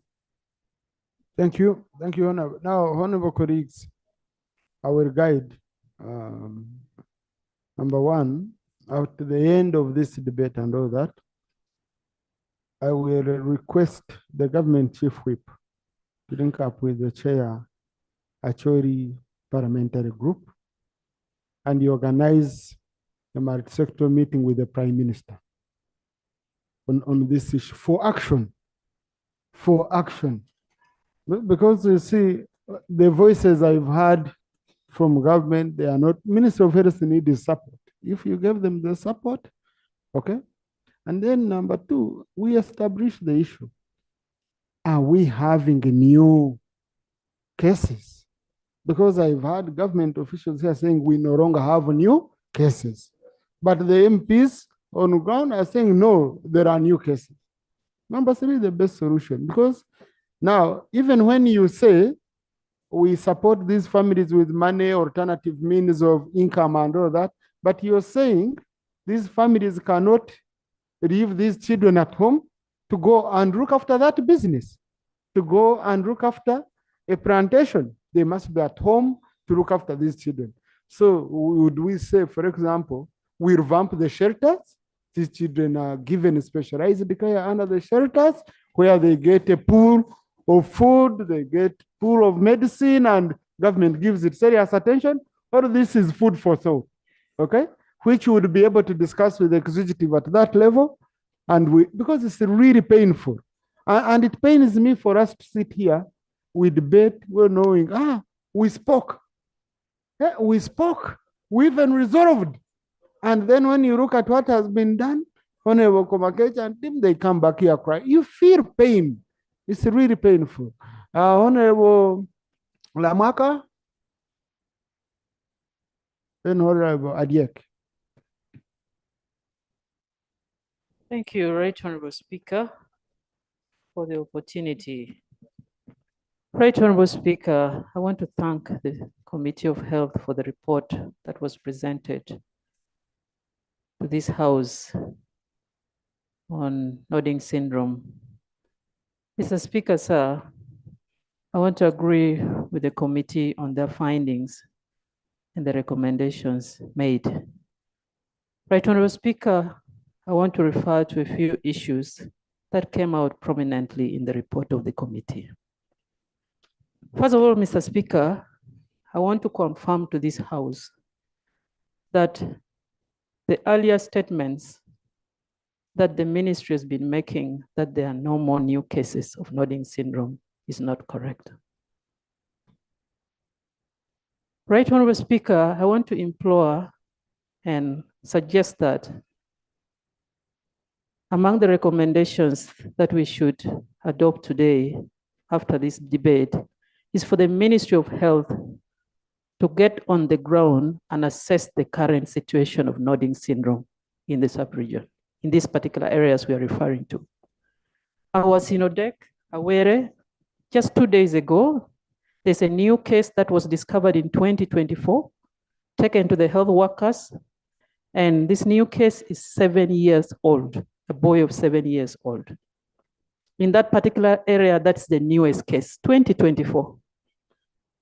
And Mr. Speaker, sir, what worries me more is the Ministry of Health, from the time nodding syndrome issue came to be heard about, they've been doing research upon research. But we've never got any concrete position as far as the research that government has been investing on is concerned, Mr. Speaker, sir. In 2015, not 2013, 2012, 2013, when I was working in Padea's RDC, I want to thank the president very much for his intervention on this matter. When the president had to go on ground himself in Angagura sub-county to attend to this matter after his attention was drawn to it, the president directed for interministerial committee to be constituted and be supervised by the prime minister. The Minister of Gender was in membership of this committee, health, of course, then Minister of Agriculture and other ministries. But from that time, of course, recommendations were arrived at, the positions of aerial sprays were arrived at, river dosing took place, but 3 years after that, a lot changed totally. And I want to state clearly on the floor of this House that ministries have been implementing their interventions on nodding syndrome in a very haphazard manner, without proper coordination. Right Honorable Speaker, when we talk about the issue of nodding syndrome and supply of drugs, most of these children have stayed for 5 months without medications. This anti-seizure that helps them normally, 5 months. I visited the children in September last year. I found they stayed for 7 months without medication. So you can imagine the kind of situation we are in. So I want to really appeal that it is very crucial that Ministry of Health needs to get on the ground and assess the situation now and give the most current report to this Parliament on their intervention as far as case management is concerned, Mr. Speaker. Right, Honorable Speaker, I want to add my voice on the issue of reopening of the rehabilitation centers. The rehabilitation center that has been referred to in Omoro district, in Owaja village, Malaba, Mr. Speaker, has been closed since 2017 because of funding. It is true that the president made commitment and recommended that the Ministry of Health should take over these facilities and plan for it. In the last financial year, we raised this matter to the Ministry of Health. Nothing was done. Now in the planning process, Mr. Speaker, sir, I want to agree with your proposal that we have a meeting with these ministries and the Prime Minister. Some of these issues gets into this forthcoming budget. For these centers to be reopened, but of course be reopened with establishment of health center 3s, so that they're able to take care of the needs of these children, the medical needs of these children, but also alongside the care aspect of giving care to these children, Honorable Speaker. Mr. Speaker, if you get to visit these facilities once open and children are being attended to properly at the care centers, you may not even believe that these are children who are sick. they tend to improve very quickly. Once they're attended to very well, they're given proper feeding, they're given medication in time, their condition improves so fast. And that time when they were being attended to properly, some of them were even able to go back to school. But now the situation has totally deteriorated, Honorable Speaker. So I really agree that with the proposal that these centers be reopened. Thank you. If I may finish. Oh, to no, Honorable, rehabilitation no, center. Honorable, please. You know, you don't allocate yourself more time. You ask for it. You don't just switch on again because once it has gone off, your time is up. Yeah. So conclude. Just conclude. I want us to be Thank you, orderly. Right Honorable Speaker. Thank you for your kindness. Finally, on the issue of the mothers, the parents of these children who are not able to do any productive thing. Mr. Speaker, sir, we are rolling on PDM to bring people on the money economy. We are bringing so many programs, but this community is so much disadvantaged that they can never benefit from such in any better form. My humble appeal and recommendation would be that we need a deliberate move to have these categories of people to be attended to in terms of them being productive, Mr. Speaker. The Ministry of Agriculture has a role to play here. Earlier on, recommendations were made that Ministry of Agriculture should come in to support these families, grow some fast maturing crops to take care of the children around at home. But all this is not being done. Now the parents are requesting that if they could be supported by the Ministry of Agriculture with opening land and they are able to provide them quick maturing crops, that seeds that can help them take care of the needs of the children at home. It would also be able to help, Honorable Speaker, as we look for alternative means. So maybe this should be put into consideration, Right Honorable Speaker. I thank you for the opportunity. Thank you. Honorable Judith Adiek. Thank you so much, Right Honorable Again. Speaker. When I was working in Pader, I was the technical advisor for maternal and child health and HIV/AIDS and nutrition with AFSI Foundation, Right Honorable. We visited the households with the nodding syndrome cases, and we used to supply blankets and other household items to the families affected. Right Honorable Speaker, a child who is having nodding syndrome is really so stressing to the parents.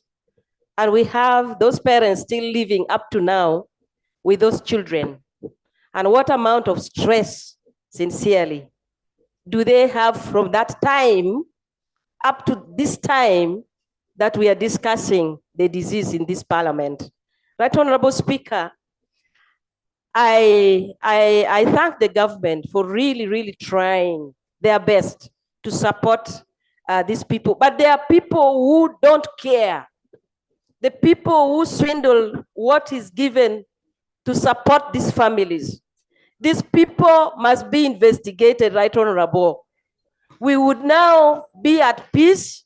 We would now be feeling at home because the children and the parents would be supported by the amount of money we are hearing, the 1 billion, Right Honorable, that was given to support the families.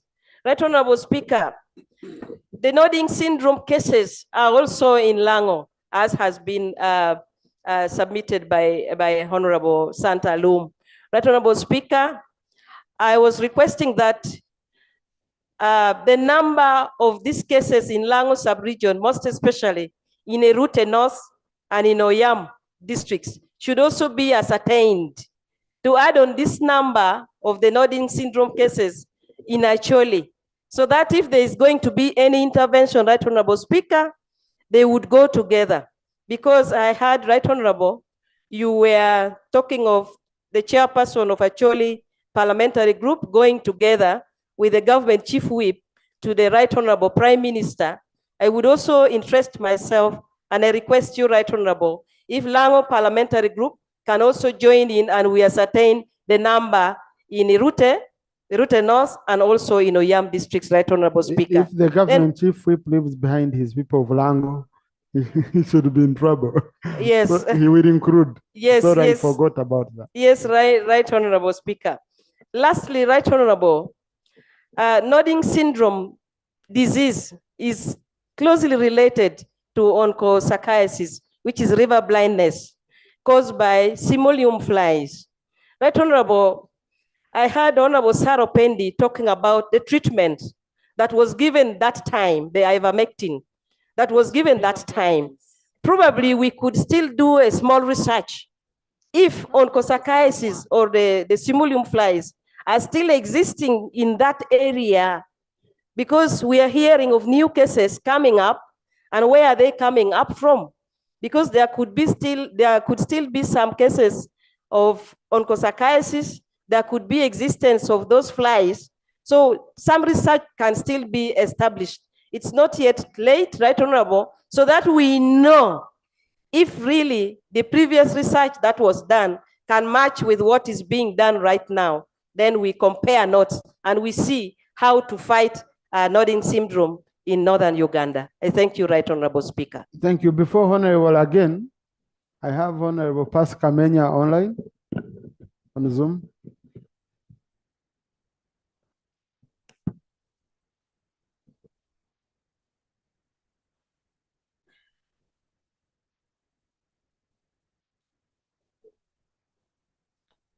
If Honorable Pascal Menya is not able to, Honorable Pascal Menya, if she's not able to join us for now, Honorable Pascal Menya. Thank you. Thank you, Right Honorable Speaker. Hello? Right We can hear you, Honorable Honorable. Thank you, Right Honorable Speaker. Right Honorable Speaker, thank you very much for giving us this opportunity to have this on the floor of Parliament. Right Honorable Speaker, as we speak, I'm on my way from the constituency with the team on ground. And I want to appreciate Honorable Judith for the elaborate report that he has brought in the House. Right Honorable Speaker, what I want to add on to my colleague's submission is concerning the girl child. Right Honorable Speaker, the girl child are mostly affected in this nodding disease syndrome victims. Why do I say this, Right Honorable Speaker? They are sexually abused. They are given unwanted or unconditional pregnancy, and they produce, adding more burden to the parents who are already burdened by the children who are also in the victim. Right Honorable Speaker, the parents of these children are crying out every day that if Honorable Menya, government, if you can increase on your volume. the parents, Right Honorable Speaker, the parents of these children are so much in pain that they cannot do any economic activity that can allow them support their children because they are so vulnerable that they cannot move anywhere. Right Honorable Speaker, as me, the woman MP per the district, I tried by myself to intervene by creating a supportive hand, giving them and making them be in groups. And this group is helping them, Right Honorable Speaker. The support that government is giving to these people are not reaching them because this support are extended to districts, and from district they expect this family or the parents of these victims to come up to the district or the sub-county area to pick the support given. They rather prefer, if there's any way government could extend support direct to them in their households, because now they cannot leave their children at risk to come and get 10 kilos of beans, 10 kilos of posho. So the support should go direct into their households if there is any. Right Honorable Speaker. Thank you, Honorable Pascal. I want to support the view of the rehabilitation center. It is very important that we have this created and they make it, because when these children are brought together, like Honorable colleague said, it will be easy to track and find where they are and give them direct support. And also when we are giving them this support, we are able also to find better way of bringing their mindsets and also helping their parents to come out of the stress and the trauma they are going through in communities. Right, Honorable Speaker, I want to also inform the House that as we speak, we do not have a clear statistics of these children in the community. because every little day they are dying, and there are also new cases that we've confirmed it is still in community. My appeal to the ministry and to government is, let's send teams on ground so that we can be able to ascertain how many has died, how many new cases have we received, and now what can we do best to have a permanent solution. These people are crying, and as we, the people or the leaders of Acholi sub-region, we cannot move with our people when they are crying and they believe we are not doing much to support them, because every little time we go, they are not given any permanent solution, any support, which is helping them live as any other normal Uganda. So my cry for the people of Acholi sub-region, Lao sub-region, this is a very unique disease, which we even suspect, even communities suspect it could be a post-war effect that we may not know. So we do not want to deep, but we rather want to find solutions so that these people. Thank you, Honorable Pascal. Honorable colleagues, and IT team, please, when a member is presenting on Zoom, their video should be there. Otherwise, one day stranger will come in and present in the name of one of us, and even make better presentations. Okay, yes. Thank you. So as I must, should always see the person on video. I had allowed Honorable again. Thank David. you. Yeah. Thank you. I'm picking MPs from Lango and Acholi to begin with. Thank you so much, the Right Honorable Chair Speaker. Children Forum. The Right Honorable Speaker, I want to join my colleagues on these matters. And I want to thank the committee for the report presented on the floor of Parliament. And I also want to thank you so much for the guidance that you've given us to have a meeting with the Office of the Prime Minister for action. What we need now is action. We have been talking a lot. We need government to take immediate action to rescue and support the people of Acholi. We are going through a number of tough times. We are bleeding from one to another, from one level to another. And if the government delay to respond on these issues, there is going to be a number of deaths occurring. The Right Honorable Speaker, I met a woman who wanted to commit suicide. She wanted to kill all her children and at the same time kill herself, because it has become very difficult for her to take care of her children. She cannot afford to get food. Medication is very difficult. She's very traumatized. The client cannot help her. She's very stranded. It is a very difficult moment for the people of Northern Uganda, including the members of Parliament here. You normally see us walking. We are very traumatized. That is a fact. We are very traumatized. We are going through a series of a number of events, an ending event, which is very tough for us. Sometimes when we walk, we don't feel good what is going on in Northern Uganda. So we need the support of the government.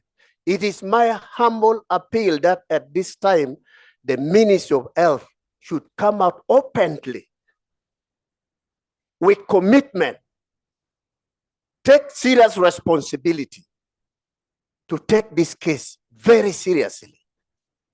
And I also feel that the ministry should take another level. If they can take a sample and take it out of the country, and then we get a result, what is the cause of this? Because the committee was saying maybe it is caused by the black fly. They are not yet sure. We want to have the evidence. We want to be sure what is the cause of this. So it is our humble appeal, the Right Honorable Speaker. We need the support of the government in this case. And then we also need the government really to follow up. You know, there are mafia who have taken Northern Uganda to be their investment place.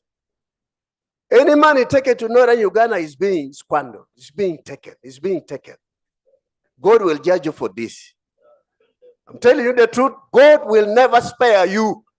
Money meant for the vulnerable people who are supposed to support them at their livelihood, you squander them.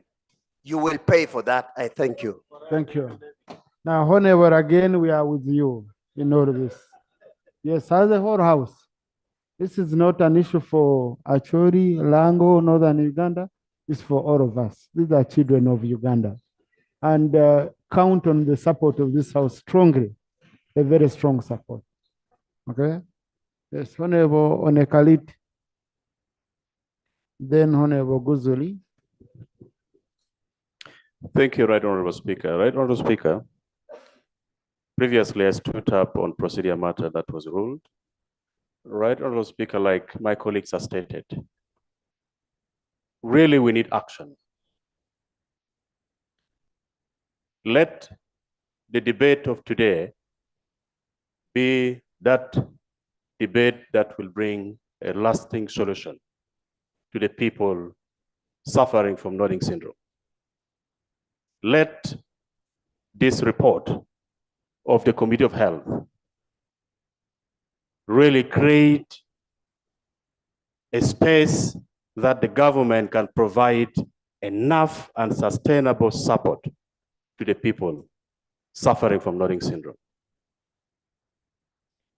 Honorable Speaker, if you look at the dilapidated health facilities that used to help the people suffer from nodding syndrome, Bush has covered it. They are totally out of use. If the government can really go ahead and renovate and bring these health centers into work so that the children affected by the nodding syndrome are taken back into these health facilities and kept very well in these health centers. Meanwhile, the households where these children comes from need equally to be supported by lasting food items facilities, some financial support. Iron seats need to be given to them, construction materials, such that the housing is also given to the families affected by the nodding syndrome. Generally, Right Honorable Speaker, as the leadership of Acholi, and now, I want to say that our discussion is gearing towards requesting the government to come with a lasting solution which are practical. Let the budget be enough. Let the money for nodding syndrome be put in the budget enough to help these people who are suffering a lot. I submit. Thank you. Honorable Guzuli, then Honorable Lucy Akero. Thank you, Mr. Speaker. We have had several discussions on this particular problem. And from what I pick, you could tell that this problem is being neglected. I know this government has been very, very successful in fighting so many wars. And I believe if they looked at this problem as one of those wars, they would have fought it. But the question then is, why has this problem persisted? Mr. Speaker, it had to take the intervention of this House under the leadership of the then Speaker of Parliament, the late Honorable Jacob Lanya, for this House to look for resources to be able to respond to the problems the people of Acholi and Lango are going through. I thank you because you've been able to accord time for us to deliberate on this matter again. what is coming out clearly here is that the resources that have been availed to confront this problem are inadequate. For example, if we allocate 1 billion to maybe Ministry of Health or to the various sectors, how do we expect this money to do all the things we have been talking out here? Research, feeding, drugs. That money certainly is inadequate. So I therefore want to invite the House again that this is a multi-sectoral issue which requires resources, and these resources may not have to be spread everywhere. Again, what I'm clearly seeing here is how the research usage is coordinated. You find Prime Minister's office is doing something, health is doing something, local government is, and these resources are spread thin. So this House should be able to consolidate these resources and ensure very clear action plans that seek to confront this problem are addressed. Mr. Speaker, from the discussions here and the report of the committee, they are saying a study is being done, that Dr. Onjivua is doing studies on people who are dead. About 70 of them, I think, have been examined. But the report is nowhere. In some... Just conclude, Honorable. Conclude. Uganda is a party to the Convention on Biological Weapons. Some people actually in the village are saying this thing is a biological weapon being used. Why can't the government, under that framework, request these samples be taken and be examined by experts so that we get to the root cause of this problem? Why are we not exploring all those options if we do not have capacity? I know Uganda government is a party to that convention, which should have helped us identify the root cause of this problem, but that is not happening. Thank you, Honorable Sakero.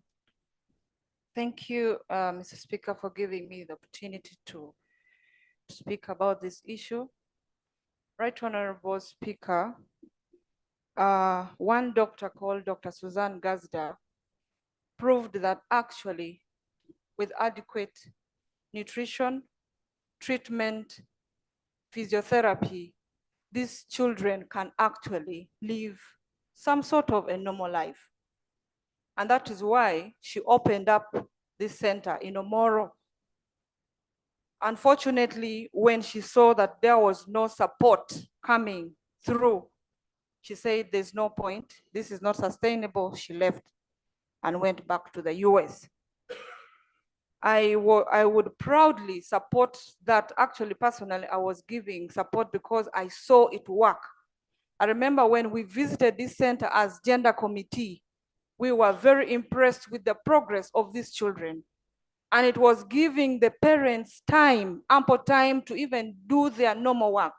But now with the closure of all these centers, parents are now forced to stay at home and keep these children at home. Mr. Speaker, the problem has been that every time noise is made on this floor, then government will quickly look for some money and throw there. And once the noise goes down, then also that is how the money also, disappears.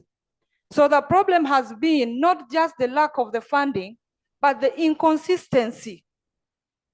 With the management of this thing, we need as a parliament, we as a country, to be very consistent. Because these children, some of them are actually adults. Most of them are. They may look like children, but they're even adults. They need to eat. They need the medicine. But when it is inconsistent, that is how, we get these lapses. So for me, my prayer is, we have talked about this and we will continue to talk until maybe something is done. As a Christian, we say push, pray until something happens. Perhaps we will talk until something eventually happens and we see that these people are regarded as Ugandans, as you rightfully put it, Right Honorable Speaker. These are Ugandans who need to be cared for I remember when we visited as the gender committee, there's a way they just run to you and they want that affection. I don't know how many of us can even find time and just go and spend even 1 hour with these people. Now, Conclude. if it is difficult to spare that 1 hour, what about the parent or the caretaker who has lived all her life? Actually, I will say her life comfortably, because it is mostly women who are suffering as a result of this. Now, what about them? Children being tied up because she has to look for money, some food in the garden. It is very painful. And I think really as a country, this should be the last time we are talking about inadequate funding towards the cause of nodding syndrome. Thank you. Chair on Children Affairs Forum. Thank you, Right Honorable Speaker. I want to appreciate you for the opportunity, and I also appreciate the committee for the statement, for the report. As chairperson Forum for Children, I'm deeply concerned, and more so that this disease targets the children. Children who are more vulnerable, who needs the attention of the parents, who needs good feeding, and at such a time as that they're the ones who are affected. I want to appreciate government for the interventions, but it's still challenging. They need to do more research. When you talk of the black fly, does it only bite the children? Why not the adults? So there must be another cause, because surely you can't say that it is the flies which now are causing the disease. They can't target only the children, that they will leave out the adults. So to me, I think that there must be another big reason. Research should be done to find out why children are targeted. And also, leaving that aside, I'm concerned when you hear of, again, the affected children being defiled, raped, impregnated.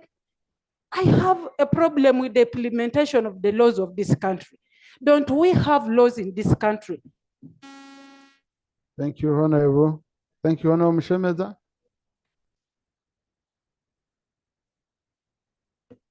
Thank you, Right Honorable Speaker. I have 3 points. One is on methodological issues. I've observed that some of our reports tend to marginalize methodology, yet this is a very important way of how to check whether the findings would be the same.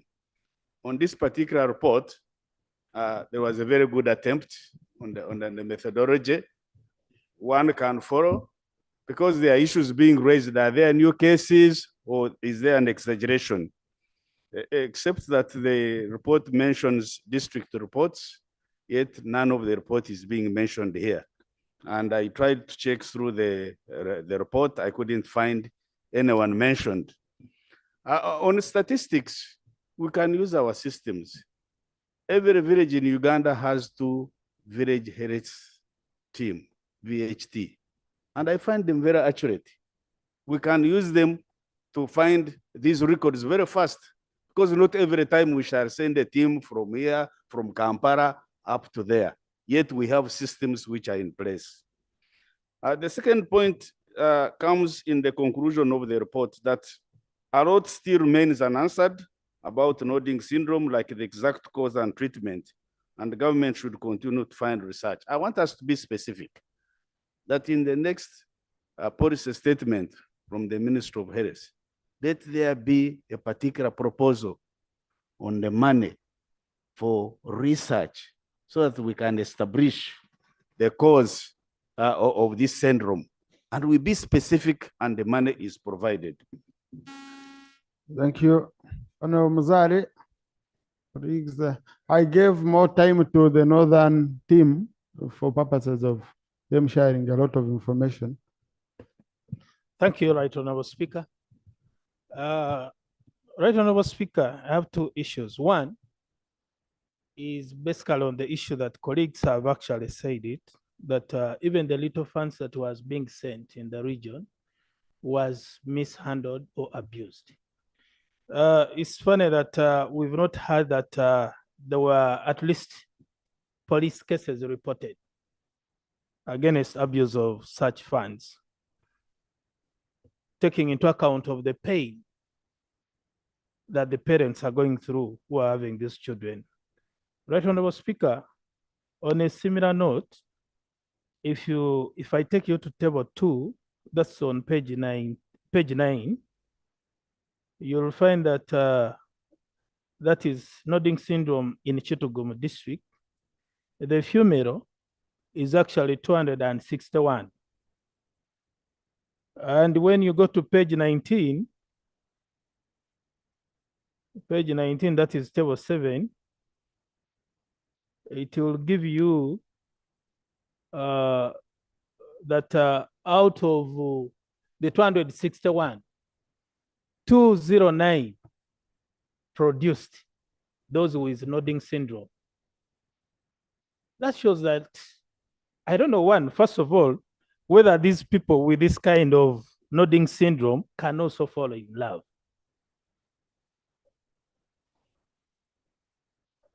No, Honorable Martin, let us not question things around that line, okay? Yeah, these are people who are being raped. These are people who are, it's a very sensitive matter. Right, Honorable Speaker. I would urge Right, you, Honorable Speaker, my concern is is whether these children are being raped and the rate at which they are being raped, whether there are cases that have been reported and either something has been done about this, Mr. Speaker. That's where my concern is.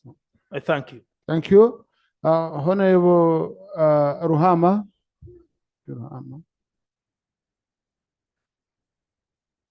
Thank you, Right Honorable Speaker, for this chance. I'm Benjamin Kamukama, MP Ruhama East. Right Honorable Speaker, I put myself in the shoes of that parent who once had 3 children who were healthy, and right now he has nothing completely. I once watched a documentary about the nodding disease, and I almost shed tears. Right Honorable Speaker, I have recommendations. 1, we have the Ministry of Science and Technology in this country that was allocated billions of money to do research. Can we have some billions of money ring-fenced to really do this research? We are talking about the Ministry of Health, but we have money in the Ministry of Science and Technology. I've been looking at these projects going on. Over 70 projects of research are being carried out, but they are almost useless. Let's put money into this research. Secondly, Right Honorable Speaker, I support the idea of the MPs from Northern Uganda to have rehabilitation centers, because they have proved that once children are put in these rehabilitation centers and they are fed well, they improve. So let's support this idea. We have the caregivers being paid by government so that we can have children of Northern Uganda grow into men and women in the future. Because the moment we keep looking at all the people and we don't care for children, that means Northern Uganda is nothing. We won't have population in Northern Uganda in the coming years. That's the Right Honorable Speaker. When HIV/AIDS attacked this country in the 80s, the government rushed and established the Uganda AIDS Commission. It was a tough disease. So right now, when we look at the situation of nodding disease in this country, can't we really start a commission or kind of put a nodding disease syndrome under this commission of Uganda AIDS Commission so that we can have this problem solved once and for all? Right, Honorable Speaker, those are my recommendations. Honorable Sewungu. Thank you, Mr. Speaker. Mr. Speaker, I went with the Honorable Beatrice Anywa, by then she was with our side, and we spent 4 days in all these areas. And Mr. Speaker, I want to put on record that the challenges we saw It's very painful that they are still the ones resurfacing. And the biggest problem is that the Ministry of Health does not take our recommendations seriously. We saw these children, Mr. Speaker, and the issue of feeding is the key. In Uganda, we have a lot of fish, the mukene, I don't know how they call it in English. Silver fish, okay, the way you know it. That one alone is very keen feeding these children. And the members are talking about health centers or rehabilitation centers. We visited all these areas, and you put a rehabilitation center, but you fail to give it enough facilities as required. In Uganda, Mr. Speaker, as we talk now, we had the challenges of the 6 killer diseases. It is painful to see that this disease is still continuing, and sometimes Ministry of Health is denying. And in my prayer, I am praying seriously that these people from Ministry of Health, also their children get this disease. Ruchiga, you can't wish that to a colleague, Honorable. Ruchiga? No, Honorable, you can't wish that to a colleague.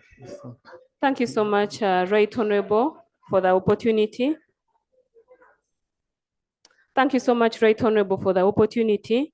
Sincerely speaking, if you hear everyone talking about Nodding's disease, it's a painful situation, Right Honorable Speaker. I have one recommendation.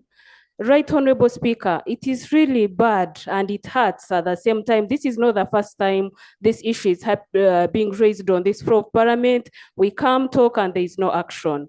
Right Honorable Speaker, we've heard how mothers suffer feeding them. They cannot leave their children at home to dig, neither do anything. Right Honorable Speaker, I want to thank you for the recommendation, meeting the Right Honorable Prime Minister. Let them think of feeding them. Sincerely speaking, if we can offer food for disaster, people who are able to dig, people who are able to help themselves. What about families? These people are suffering, the children are suffering. Right Honorable Speaker, I had one member saying that they give only 10 kilos of rice and 10 kilos of posho in a year. Sincerely speaking, Right Honorable Speaker, it is painful. Let us agree as members of Parliament. They should be fed because we all know that their parents are not able to feed them, Right Honorable Speaker.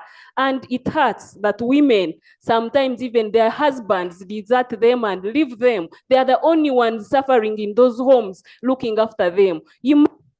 Manjia.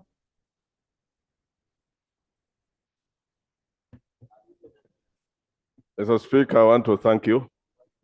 Mr. Speaker, I was one of the 7 members of a select committee constituted by the then Deputy Speaker, the late Honorable Lanya, that visited a number of districts, including those rehabilitation centers.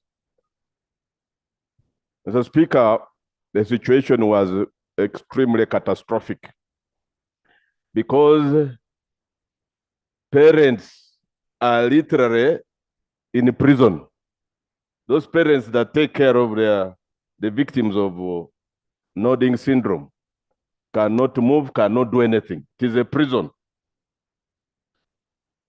Mr. Speaker, much as proposals are being made to revamp the rehabilitation centers in Kitugum and in Omoro, the report has mentioned some good Samaritans, like the Archbishop John Baptist Odama. I know his center has been overwhelmed, but it has accorded lots of psychosocial support to the victims, including nutritional support. If government would consider giving more support, rejuvenating this center so that they are able to handle even many more cases. By the way, the center does not only handle victims of Nodding syndrome, they also have the elderly, they have the persons with disabilities, those with the epilepsy and others. Mr. Speaker, you mentioned the construction or rather establishment of what what is termed foster homes. Foster homes would be a solution if government would consider establishing those. A foster home is where guardianship and care is given to those children, not only whose parents have died, but also whose parents are alive but unable to take care of the children. In that way, these parents will be able to fend for themselves, and even those that are maybe registered under circles of parish development models will be able to work for their own livelihood. But as of now, they are in prisons, Mr. Speaker, sir. I thank you. Thank you. Thank you, Rob. Honourable Minister.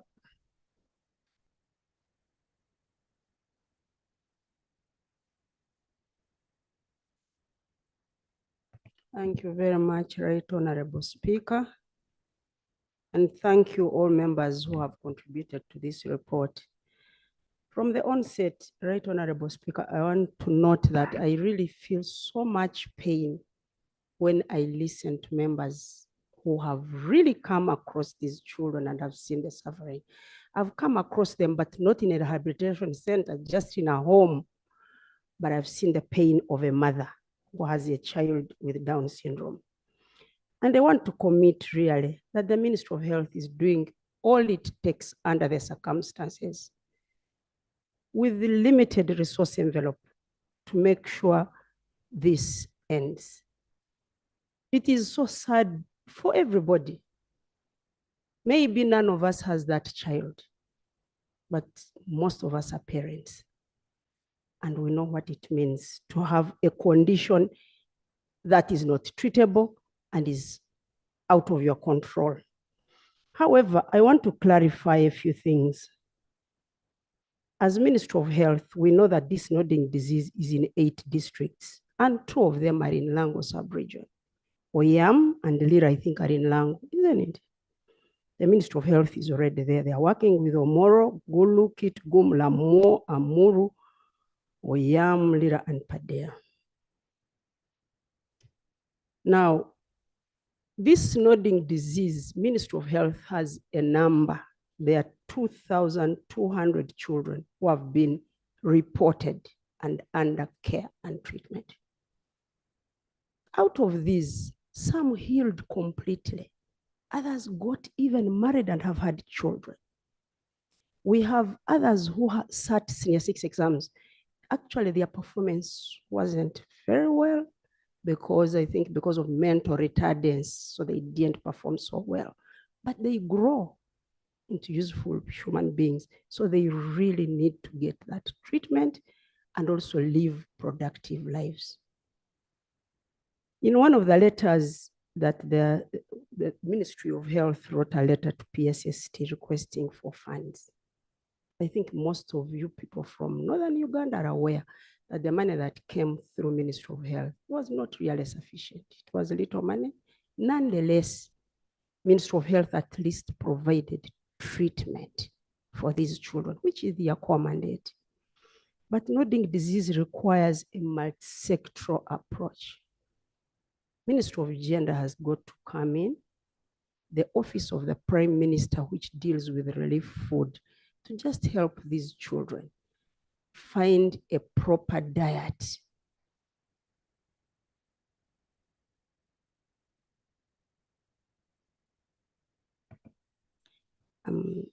When we say the government hasn't done much, especially in research, I recall that Makerere University School of Public Health did this research on nodding disease last year. Sorry, last parliament.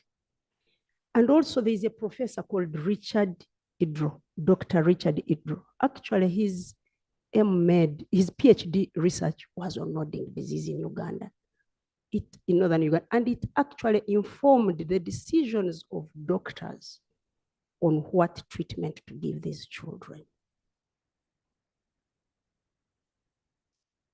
There is also a focal person in the Ministry of Health by the names of Dr. Mubangizi. His work is specifically to do research on nodding disease and also find rehabilitation for these children. We shall also write to the president who promised 2 rehabilitation centers. But I think as Ministry of Health, Gender actually advised that it's not nice to throw these children out of their homes to a rehabilitation center. It is a better way of dealing with them when they are in their own homes with their parents, taking care of other needs of these children. Honorable Margaret, would I propose that issues of that nature, since we've agreed that you're going to have a multi-sector meeting with the Prime Minister and the leaders of the area, because you know buy-in is very important. But no, please, Honorable Seung, you know buy-in is very, very critical. All these steps please, Honorable Seung, all these steps you're talking about, it's important for the community to buy in and the leaders to buy in. That's the first step to succeed. So if we could do this meeting as soon as possible, because Honorable Judith Achan told me the report is about to be ready. So I'm sure you could have this meeting next week and we urgently look into these issues. Thank you, Right Honorable Speaker, for the guidance. And I also want to call upon the members of Parliament from actual sub-region that if you've noticed a new case, kindly come and inform us. Because the Ministry of Health does not live in homes or in communities. Once we know, because as Ministry of Health right now, we know that the remaining numbers. Honorable, conclude, you are concluding. Just, I wish we could conclude.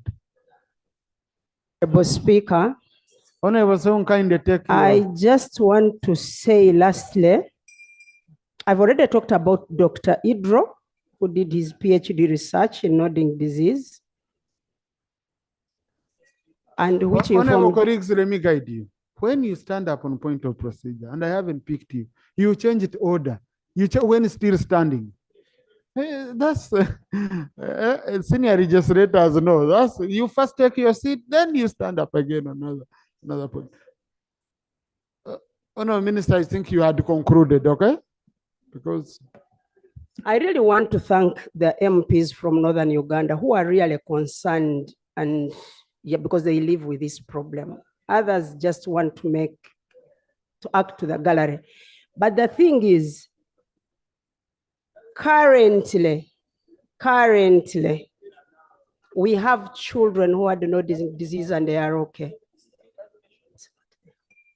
So, Right Honorable Speaker, Honorable Saro Pendi alluded to the fact that some patients actually have Down syndrome, others have epilepsy, and they are all being managed, but people think it's all nodding disease, which is not the case.